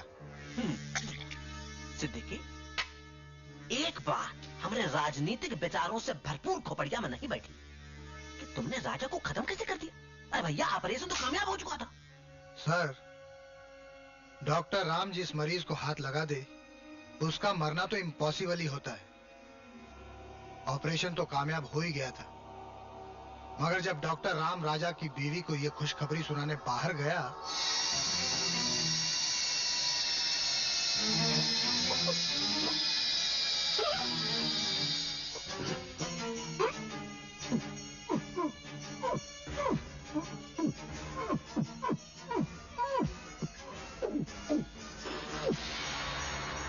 हम तुम्हारे काम से बहुत खुश हुए हैं सिद्दीकी, बहुत खुश हुए हैं। इतने खुश हुए हैं कि हम सोच रहे हैं कि कुछ ही दिनों में हम तुम्हें हॉस्पिटल का इंचार्ज भी बना दें। शुक्रिया सर।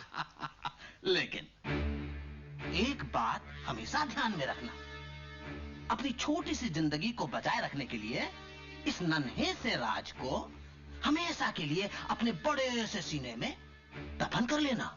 मैं तो अपनी जुबान को मरते दम तक बंद रखूंगा सर, पर वो राम। अरे इसकी फिक्र तुम काहे करते हो भैया? देखो, सिक्योरिटी का रीजन बताकर हम आज ही राम को पुलिस कस्टडी से जेल में भिजवा देंगे। अब आगे का खेल हम बाद में खेलेंगे।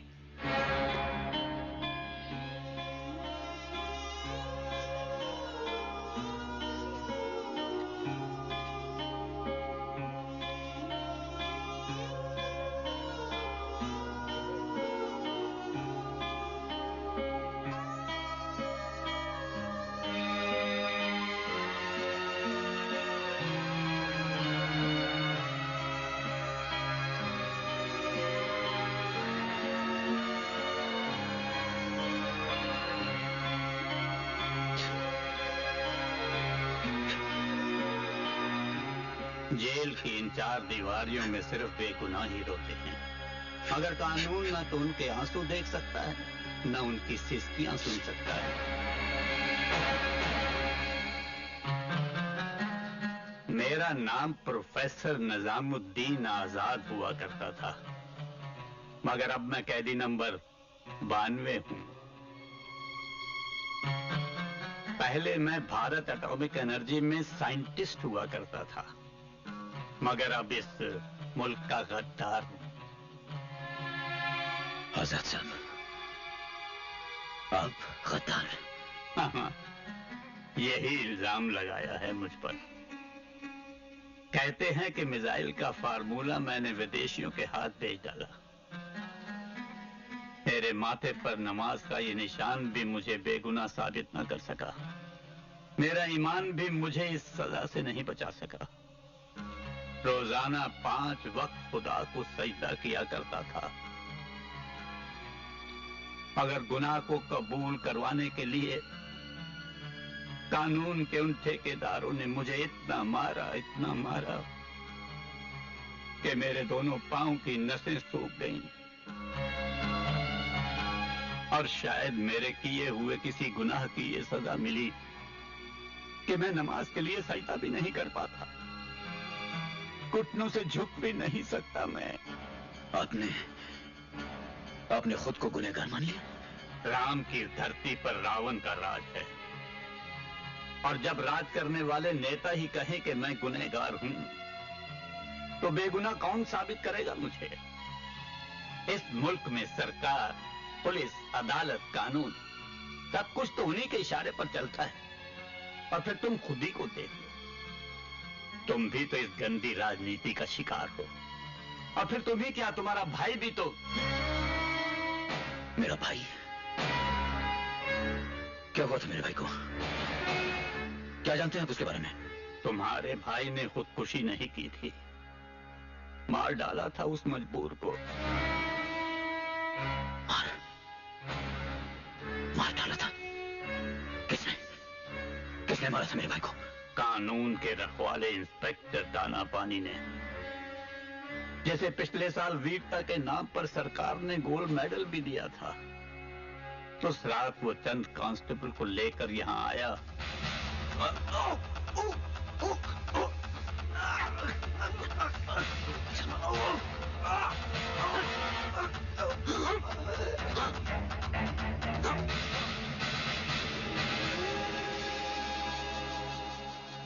इन आंखों से देखा था सब कुछ, इन कानों से सुना था, और फिर भी आप खामोश रहे, मेरे भाई की मौत का तमाशा देखते रहे। और कर भी क्या सकता था मैं? टांगों से अपाहिज, सलाखों के पीछे कैद। और फिर शायद खुदा ने उस वक्त मुझे इसलिए खामोश रखा कि ये सारी बातें मेरी ज़बानी में तुम तक पहुंचा सकूं। डॉक्टर, जरा गौर से देखो, दीवार पर लिखावट भी तुम्हारे भाई की नहीं है।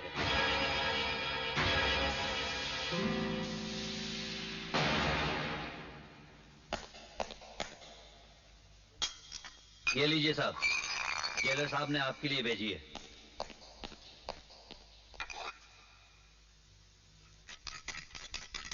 क्यों पीते हो शराब? सहारे के लिए, बस यही एक सहारा है मेरे लिए। शराब अगर सहारा देती तो इंसान इसे पीकर लड़खड़ाता ही नहीं, और जो लड़खड़ाते हैं वो ही सहारा ढूंढते हैं। शराब पीकर तो बेहोश हो जाते हैं लोग, उतरती है तो होश में आते हैं। दिल में आग लिए घूमते हो और ऊपर से ये पानी डालकर उसे ठंडा भी करते हो। शराब इंसान को गुलाम बना देती है, और गुलाम सिर्फ सर झुकाकर हुक्म की तामील ही कर सकते हैं। सिपाही की तरह सर उठाकर लड़ नहीं सकते। मैं तो बूढ़ा था, लाचार था, इसलिए हार गया इन गद्दारों से, भ्रष्टाचारी नेताओं से। मगर तुम तो सब कुछ कर सकते हो, सब कुछ। तुम्हारा नाम भी तो राम है, फिर क्यों लाचार हो? उठाओ धनुष और कर दो पापियों का सर्वनाश। राम, तुमने आज तक अपने हाथों से दोस्त और दुश्मन सबको जिंदगी दी है। अब तुम्हें सिर्फ दुश्मनों को मौत देनी है। इस देश के गद्दारों को खत्म करना है, जो इस देश के टुकड़े टुकड़े करके अपनी मां को नोच डालना चाहते हैं। अब बन जाओ दुश्मनों को मौत देने वाले मृत्युदाता। मृत्युदाता, मृत्युदाता।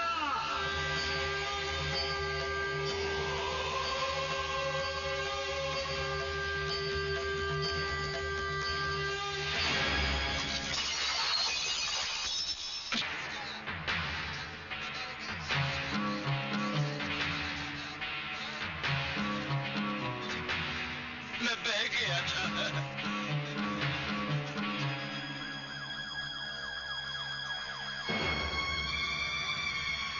ये लो डॉक्टर, मेन गेट की चाबी। इससे पहले कि पिक्चर खत्म हो तुम बाहर निकल जाओ यहाँ से। मगर आजाद साहब, ये सोचने का वक्त नहीं है। अरे खुद अल्लाह ताला ने तुम्हें इतना अच्छा मौका अता फरमाया है। जाओ जाओ जाओ। रुको डॉक्टर, ये अजमेर वाले ख्वाजा मुईउद्दीन चिश्ती के मज़ार शरीफ का धागा है। ये इंशाल्लाह तुम्हें हर मुसीबत, हर बला से महफूज रखेगा। इसे पहन लो। आजाद साहब, जिसका ईमान इतना पक्का हो वो कभी गद्दार नहीं हो सकता। खुदा हाफिज। फी अमान अल्लाह।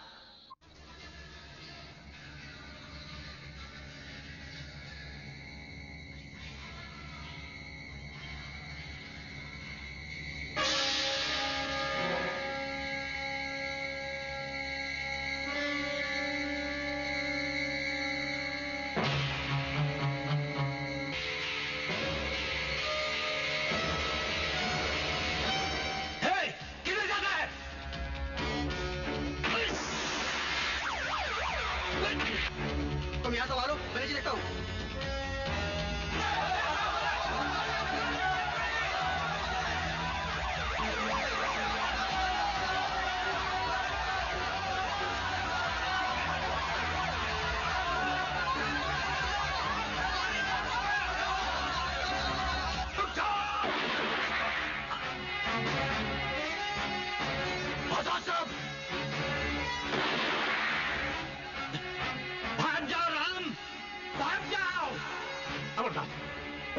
जरा खोली तो गोली मार दूंगा। ठीक है? राम, भाग जाओ, जाओ, हिलना नहीं। तुम्हें तुम्हारे खुदा की कसम, भाग जाओ, भाग जाओ। किधर भटका है? चलो, चलो अंदर। चल।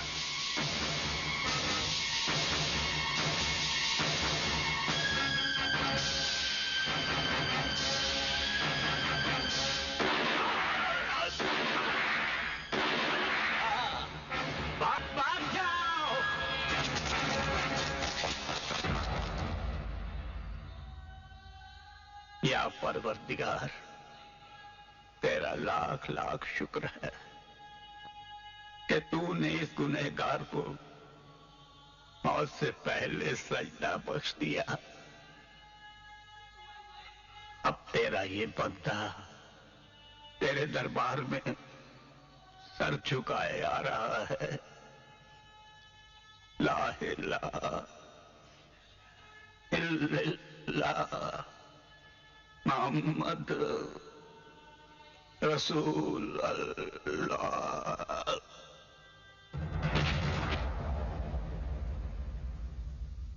अरे क्या बकवास कर रहे होगा मिस्टर? डॉक्टर राम जेल से भाग गया? Yes sir. हमें कल सुबह तक राम के मौत की खबर मिल जानी चाहिए दाना पानी, और जहां कहीं भी मिले उसे इनकाउंटर करके खत्म करवा दो।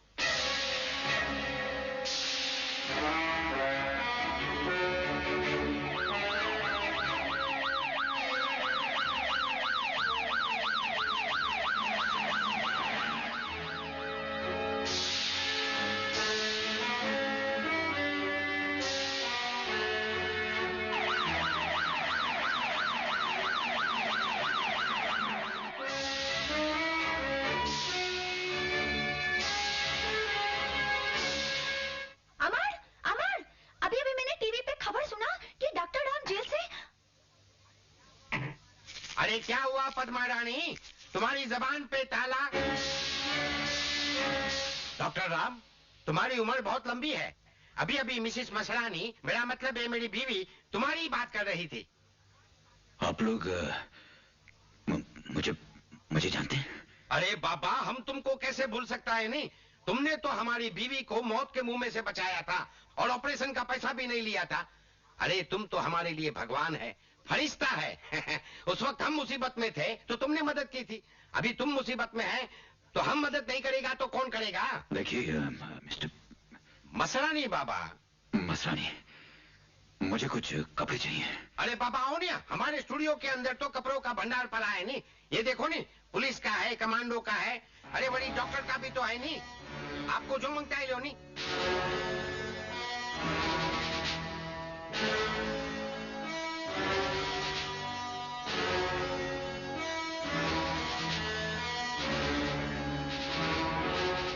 ये ड्रेस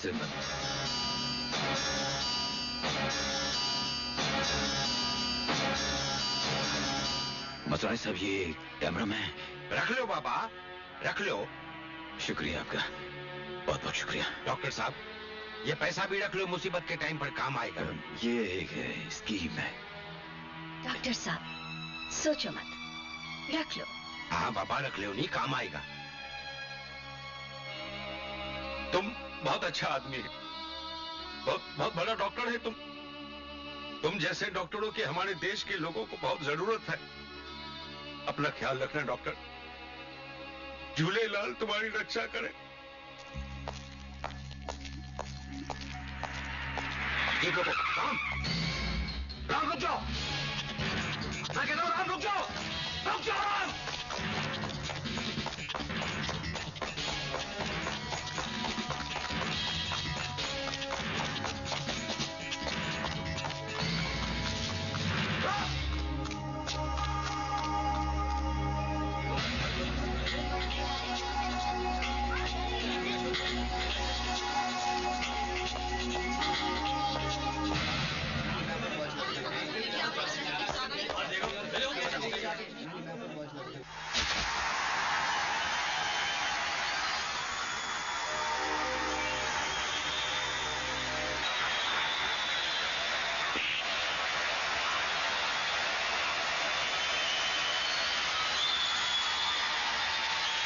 बाय जान। बाय।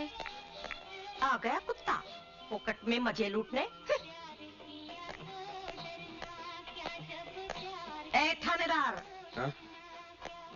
अंदर मत जाना, चांद धंधे पे बैठी है। ए जरदारी बेगम, तू जरदा खा जरदा, और चांद की चिंता मत कर। तेरे को मालूम है, जब भी दाना पानी इधर आता है, चांद की चांदनी लूट कर ही जाता है। कौन है अंदर? निकाल उसको। ए, वो पैसे देकर बैठा है, तेरी तरह फोकट में नहीं। साले, कोई ईमान धर्म है कि नहीं तुम लोगों का? हफ्ता भी मांगता है और छोकरी भी। जा जा। साली रंडी, तू भी भाषण देने लगी? दाना पानी को भाषण सुनने की आदत नहीं। देखता हूं मैं, कौन रोकता है मेरे को अंदर जाने से। देखता हूं मैं। कौन है मैं? कौन है मैं?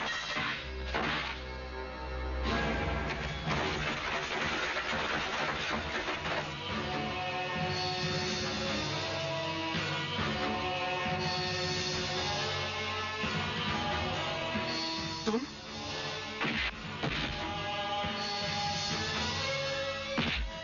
कानून के रखवाले मजबूर इंसानों की हिफाजत करते हैं, उनकी इज्जत से खेलते नहीं।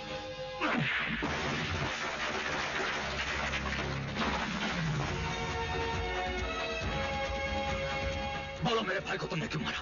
बोलो।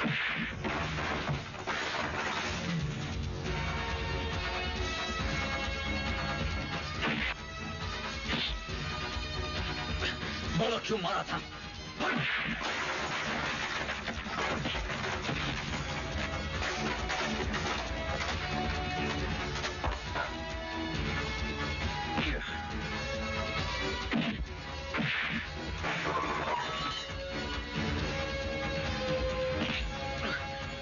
बोलो कि चलाओ हाथ। नहीं, बताता हूँ, मारना मत। मंत्री मोहनलाल ने राणा के साथ मिलकर तुम्हारे भाई की मौत का प्लान बनाया था, ताकि उनका रास्ता साफ हो जाए और वो अपना काम कर सके। फिर मोहनलाल ने डॉक्टर सिद्दीकी के साथ मिलकर राजा को मरवा डाला और उसके खून के इल्जाम में तुमको फंसवा दिया। समझ गए ना? असली खूनी तो वो लोग हैं, मैं तो उनकी चालों का सिर्फ एक मोहरा हूँ। मेरे को छोड़ दो, मेरे को जाने दो, मैं बेकसूर हूँ, मैंने कुछ नहीं किया। मेरे को छोड़ दो, माफ कर दो।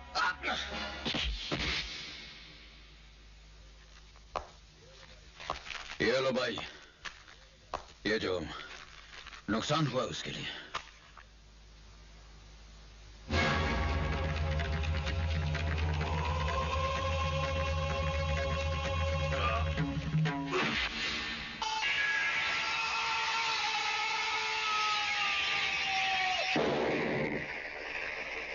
अरे सेठ, तंदूर में आग नहीं गया।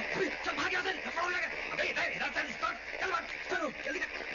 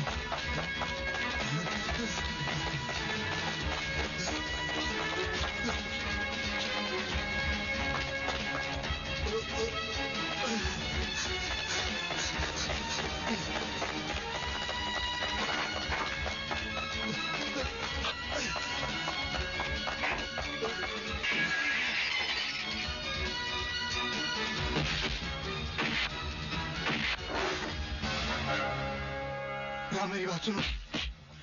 तुम्हें जो कुछ भी कहना है सिद्दीकी, उन लोगों के सामने जाकर कहना जिनकी नजरों में तुमने मुझे कातिल बना दिया।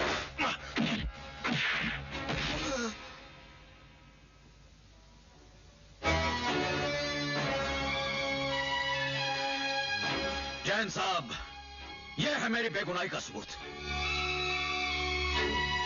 रेणु के सुहाग का असली कातिल यही है। बोलो सिद्दीकी, बताओ इन लोगों को राजा को किसने मारा था? क्यों मारा था? बोलो। चलो बताओ सिद्दीकी, बताओ इन लोगों को।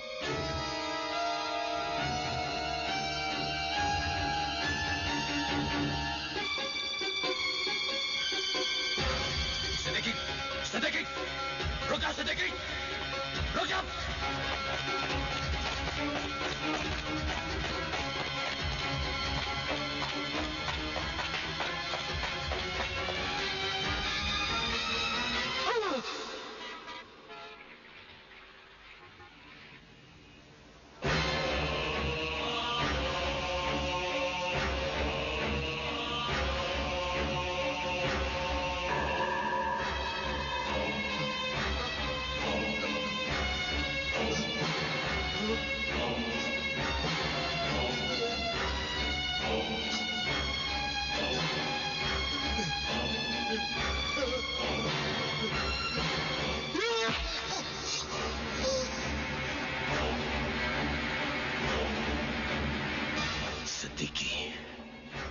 डॉक्टर के पेशे पे एक कलंक हो तुम। एक मरीज की जिंदगी को तुमने ऑपरेशन टेबल पर खत्म कर दिया। क्यों क्यों मारा तुमने राजा को? बोलो सिद्दीकी, वरना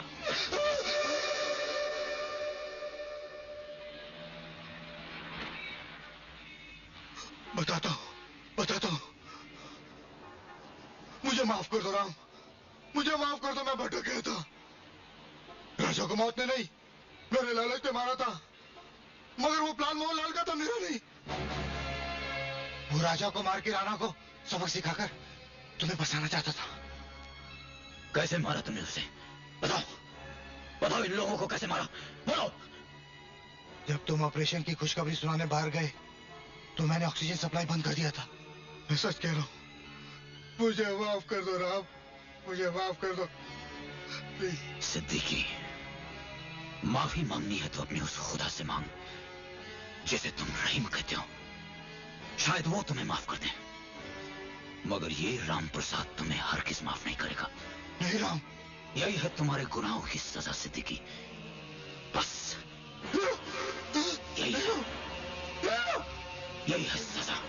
जा।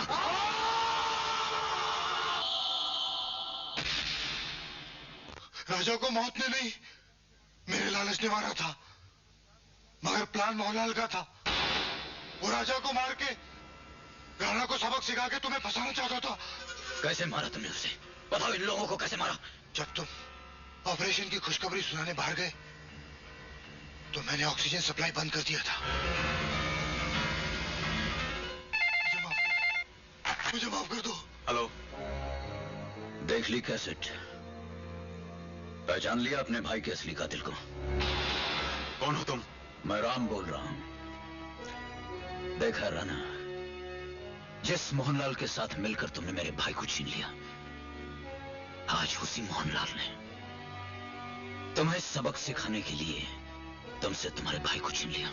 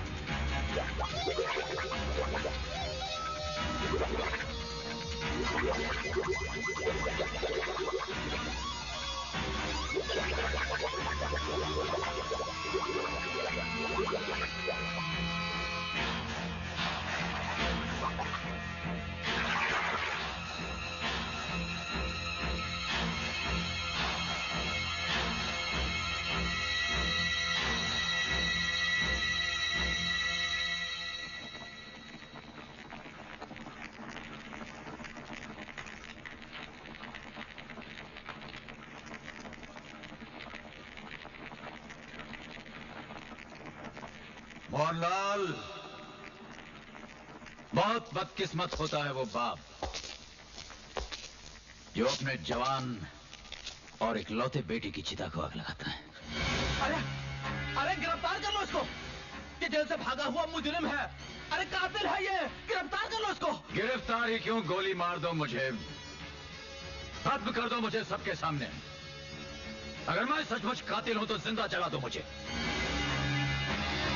लेकिन मोहनलाल, मैं पूछता हूं तुमसे, कातिल का झूठा सेहरा मुझे पहनाया किसने? तुमने। मेरे भाई को झूठे इल्जाम में फंसाकर इंस्पेक्टर दाना पानी के हाथों मरवाया किसने? तुमने। राजा को ऑपरेशन टेबल पर ही डॉक्टर सिद्दीकी के हाथों मरवाकर मुझ पर झूठा इल्जाम लगवाया किसने? तुमने मोहनलाल, सिर्फ तुमने। अरे अरे अरे अरे झूठ बोल रहा है, काहे इसकी बकवास सुनते हो? अरे मार डालो उसको, हम प्रेस वालों को कह देंगे कि हम पर जानलेवा हमला किया था ये। हाँ, एक और झूठा इल्जाम लगाकर मार डालो, खत्म कर डालो मुझे। तुम्हारे कहने पर इन लोगों ने न जाने कितने मासूम बेगुनाहों को मौत के घाट उतार दिया, तो फिर एक और सही। क्या सोच रहे हो? वर्दी अगर सच्चाई का सामना नहीं कर सकती तो झूठ के सामने से दागदार मत होने दो। उतार दो इसे और नंगा कर दो इस देश के गद्दारों को जो तुम्हें तुम्हारे फर्ज से गुमराह कर रहे हैं। अगर मेरी बातों में तुम्हें सच्चाई नजर नहीं आती तो चलाओ गोली। लो, चलाओ। चलिए, चलाइए गोली, चलाओ। अरे चलाओ, देखते क्या हो, भून डालो उसको। लो सतीश, कोई भी गोली नहीं चलाएगा। अरे पगला गए हो क्या? अरे गोली मारो ससुरे को। देख लिया मोहनलाल, आज इनकी आंखों पर से झूठ का पर्दा हट गया है। आज इन लोगों को इस बात का एहसास हो गया है कि झूठ झूठ होता है और सच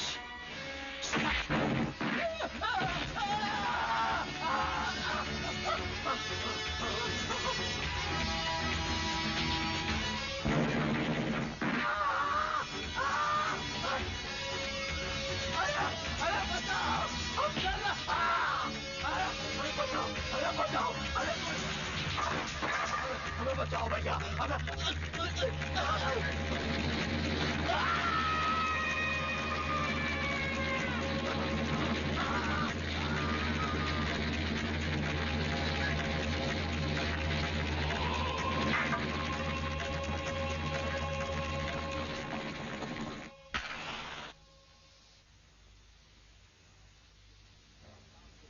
अब काम की बात सुनो।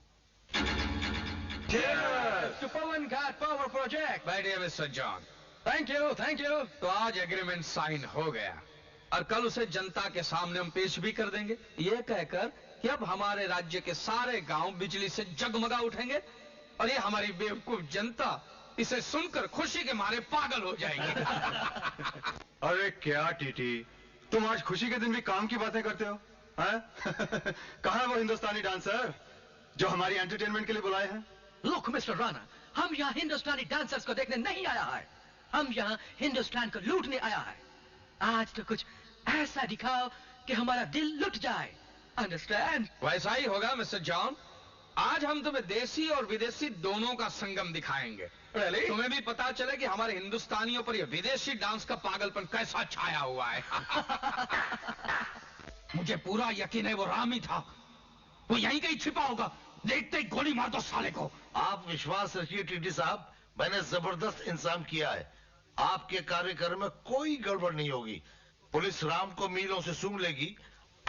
अब उसे गिरफ्तार नहीं किया जाएगा, बस देखते ही गोली मार दी जाएगी। एक कमिश्नर, टीटी ने जिंदगी में एक ही सपना देखा है। अगर ये सपना टूट गया ना तो टीटी कुछ भी कर डालेगा।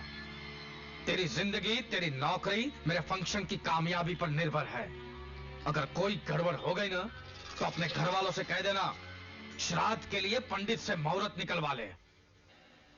आज इस शुभ अवसर पर हम हमारे नेता की देश और समाज सेवा की कुछ झलकियां आपको दिखाने जा रहे हैं। आज से 5 दशक पहले उत्तर प्रदेश के एक छोटे से गांव पिराना में एक बालक का जन्म हुआ। ब्राह्मण परिवार में जन्मे इस बालक का नाम त्रिलोचन रखा गया। छोटी सी उम्र में इस बच्चे के दिमाग पर गरीबी ने ऐसा असर किया कि गरीबों की हालत देखते ही इस बालक की आंखों से गंगा जमुना बहने लगती। गरीबी को समाज का सबसे बड़ा दुश्मन मानकर ये बालक समाज सेवा में जुट गया। हर गरीब को अपने सीने से लगाने वाला ये इंसान जवानी में ही गांव का सरपंच बन गया और फिर उस गांव के भाग्य ही बदल गए। परंतु त्रिलोचन त्रिपाठी के दिल में तो सारे देश के गरीबों का दर्द था। फिर वो केवल गांव सुधार से कैसे संतुष्ट होते। उन्होंने देश के मजदूरों की हालत सुधारने के लिए श्रमिक दल की स्थापना की और जुट गए अपने एक सूत्री लक्ष्य को पाने में।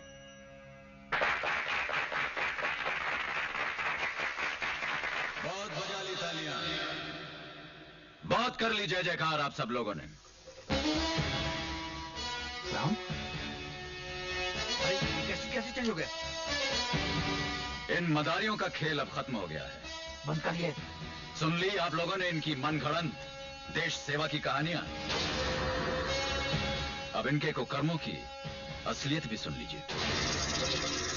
ये बात सही है कि देश में महान नेता बार बार जन्म नहीं लेते, लेकिन आज राक्षस कुकरमुत्तों की तरह इस देश में पैदा ही होते चले जा रहे हैं। ऐसे ही एक दानव का जन्म भारत की पवित्र भूमि पे आज से 50 साल पहले हुआ था।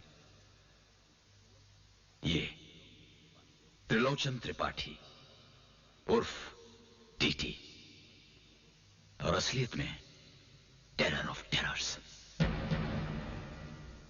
बंद करिए। एक जल्दी क्या हो रहा है? बंद करिए नाटक। सर मैं ट्राई कर रहा हूं। नहीं टीटी, ये गरीब जनता की किस्मत का दरवाजा नहीं है जो तुम्हारे कहने पर बंद हो जाए। ये नींद से जागी हुई भारतवासियों की आवाज है जो तुम्हारे पापों का हिसाब लेकर के ही अब खामोश होगी।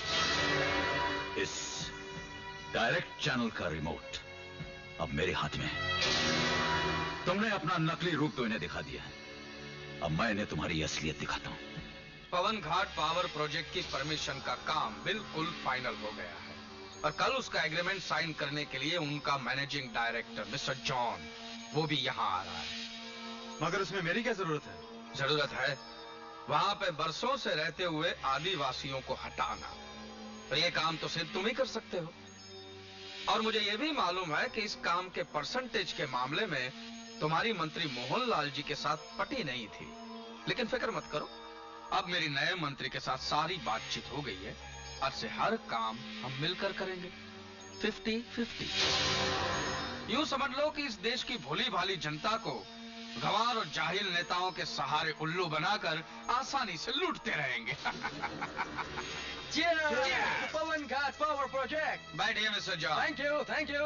तो आज एग्रीमेंट साइन हो गया और कल उसे जनता के सामने हम पेश भी कर देंगे, ये कहकर कि अब हमारे राज्य के सारे गांव बिजली से जगमगा उठेंगे और ये हमारी बेवकूफ जनता इसे सुनकर खुशी के मारे पागल हो जाएगी। मिस्टर टेरर, बाद में हम ये सस्ता बिजली को थोड़ा महंगा करेगा, क्योंकि तुम लोगों को दिया हुआ कमीशन भी तो बहुत महंगा है। थोड़ा क्या, जितना जी चाहे उतना महंगा कर लीजिए। हमारी जनता को महंगाई खाने की भी आदत पड़ गई है। बेवकूफ लोग थोड़ा सा हंगामा करेंगे लेकिन बाद में चुप हो जाएंगे।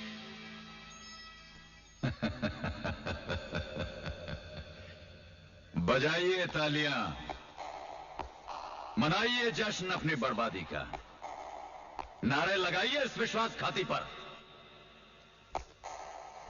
कब तक नामर्दों की तरह तालियां पीटते रहोगे? कब तक? इंस्पेक्टर, गिरफ्तार करो इस कातिल को, ये जेल से भागा हुआ अपराधी है। खबरदार इंस्पेक्टर, अरे राम को हाथ लगाने वाला कोई पैदा ही नहीं हुआ है। तुम लोग तो बेईमान हो, लुटेरे हो। अरे राम से तो रावण भी हार गया था। इंस्पेक्टर साहब, डॉक्टर राम को गिरफ्तार किया तो खून की होली होगी, जनता और पुलिस के बीच जंग हो जाएगी।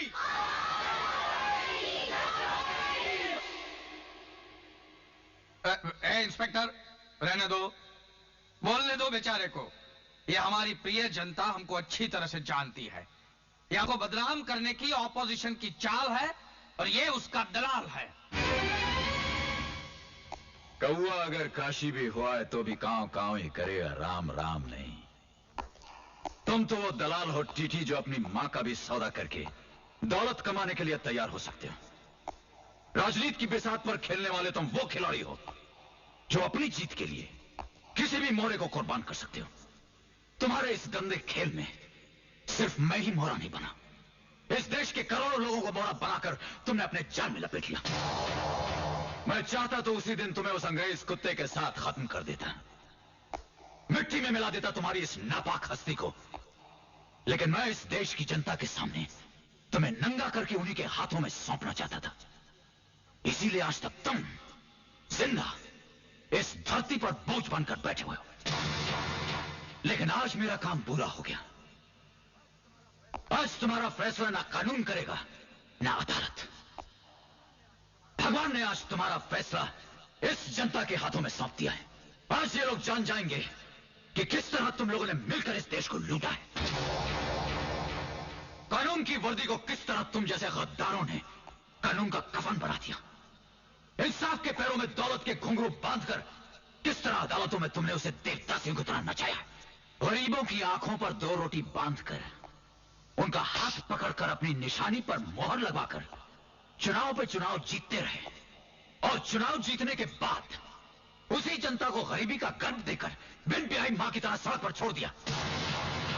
जो लोग अपना पसीना बहाकर देश का मुकद्दर बनाते हैं, उनके बच्चे तो रोटियों के लिए तरसते हैं। और तुम लोग जो कुर्सियों पर बैठकर देश के मुकद्दर का फैसला करते हो, अपनी औलाद की शादियों में करोड़ों रुपए लौटाते हो। कहां से आती है दौलत? राजनीति का जहर धर्म, जाति और भाषा का ग्लूकोज बना करके 2 कौमों की रगों में भर देते हो और फिर अपने महलों में बैठ करके जनता की खून की होली का तमाशा देखते हो। मैं पूछता हूं, आज तक दंगों में कोई नेता या उसका बेटा मारा गया? उनके घरों में आग लगी? पुलिस की गोली को कभी किसी नेता की छाती मिली?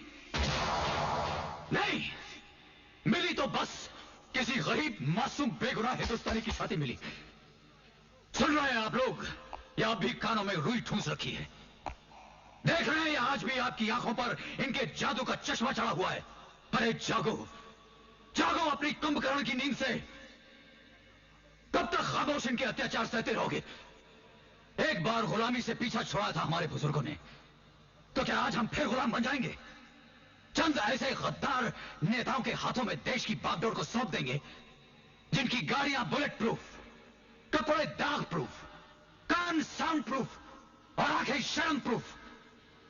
बोलो, जवाब दो।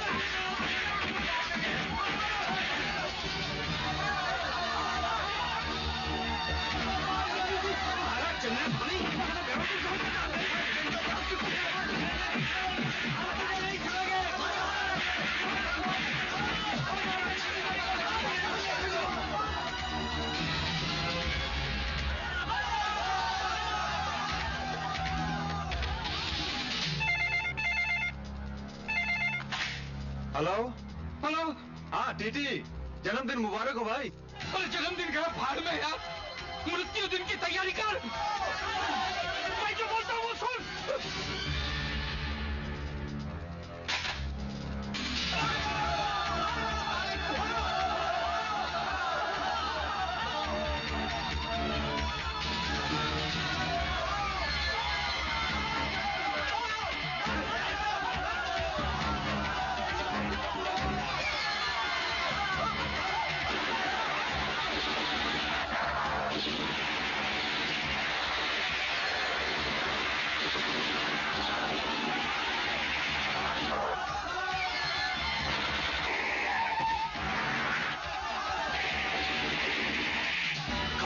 कोई भी आगे बढ़ा दो।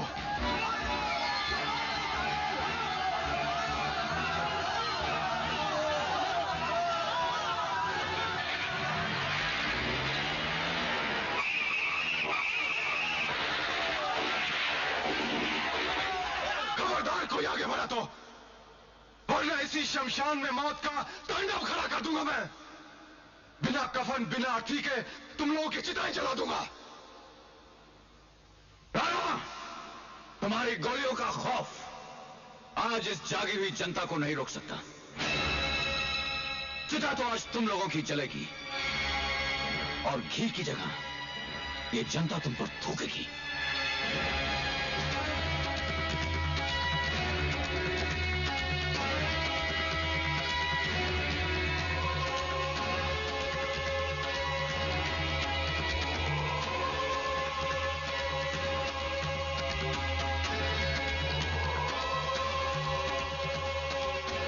मैं कह रहा हूं रुक जाओ, आगे मत बढ़ो राम, रुक जाओ राम।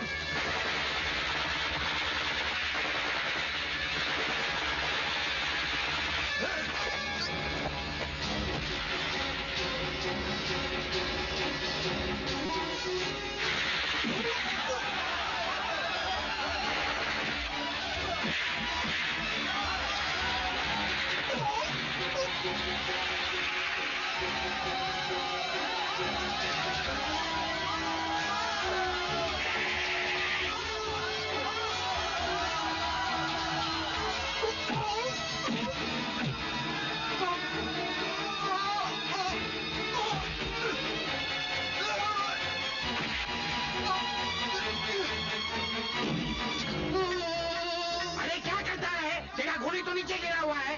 किधर है? ये क्या है? ला मैं डाल के देता हूँ ना। अभी देख कैसा चलता है ना।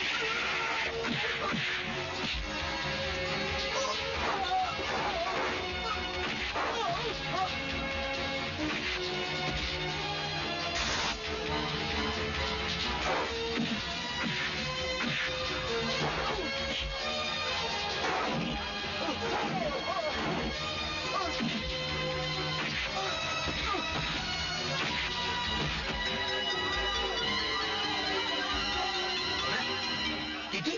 अरे भाइयों ये टीटी है।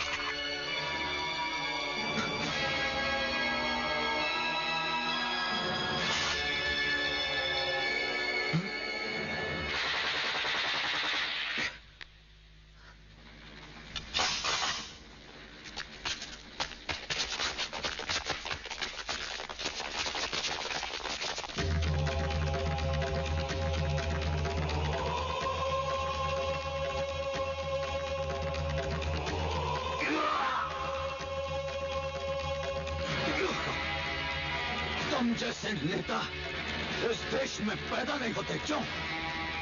होने भी नहीं चाहिए। आज मैं तुमसे इस देश के हर मजदूर की बदनसीबी का हिसाब लूंगा टीटी, और त्रिलोचन त्रिपाठी। तुम जैसे चंद गद्दार नेताओं ने इस देश में आग लगा रखी है टीटी। आज मैं तुम्हारे खून से इस आग को बुझाऊंगा।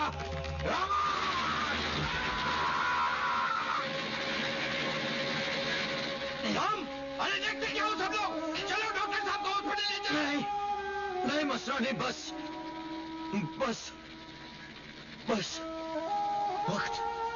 वक्त आ गया, वक्त आ गया। लेकिन हॉस्पिटल नहीं जाएंगे तो गजब हो जाएगा। नहीं मसरानी, मुझे मरने का कोई गम नहीं। मैं तो बहुत खुश हूं। देखना, मेरी मौत देशवासियों में क्रांति का पैगाम लाएगी। मौत हो ऐसी जिसे सारा जमाना याद करे। यूं तो आते हैं सभी इस दुनिया में मरने।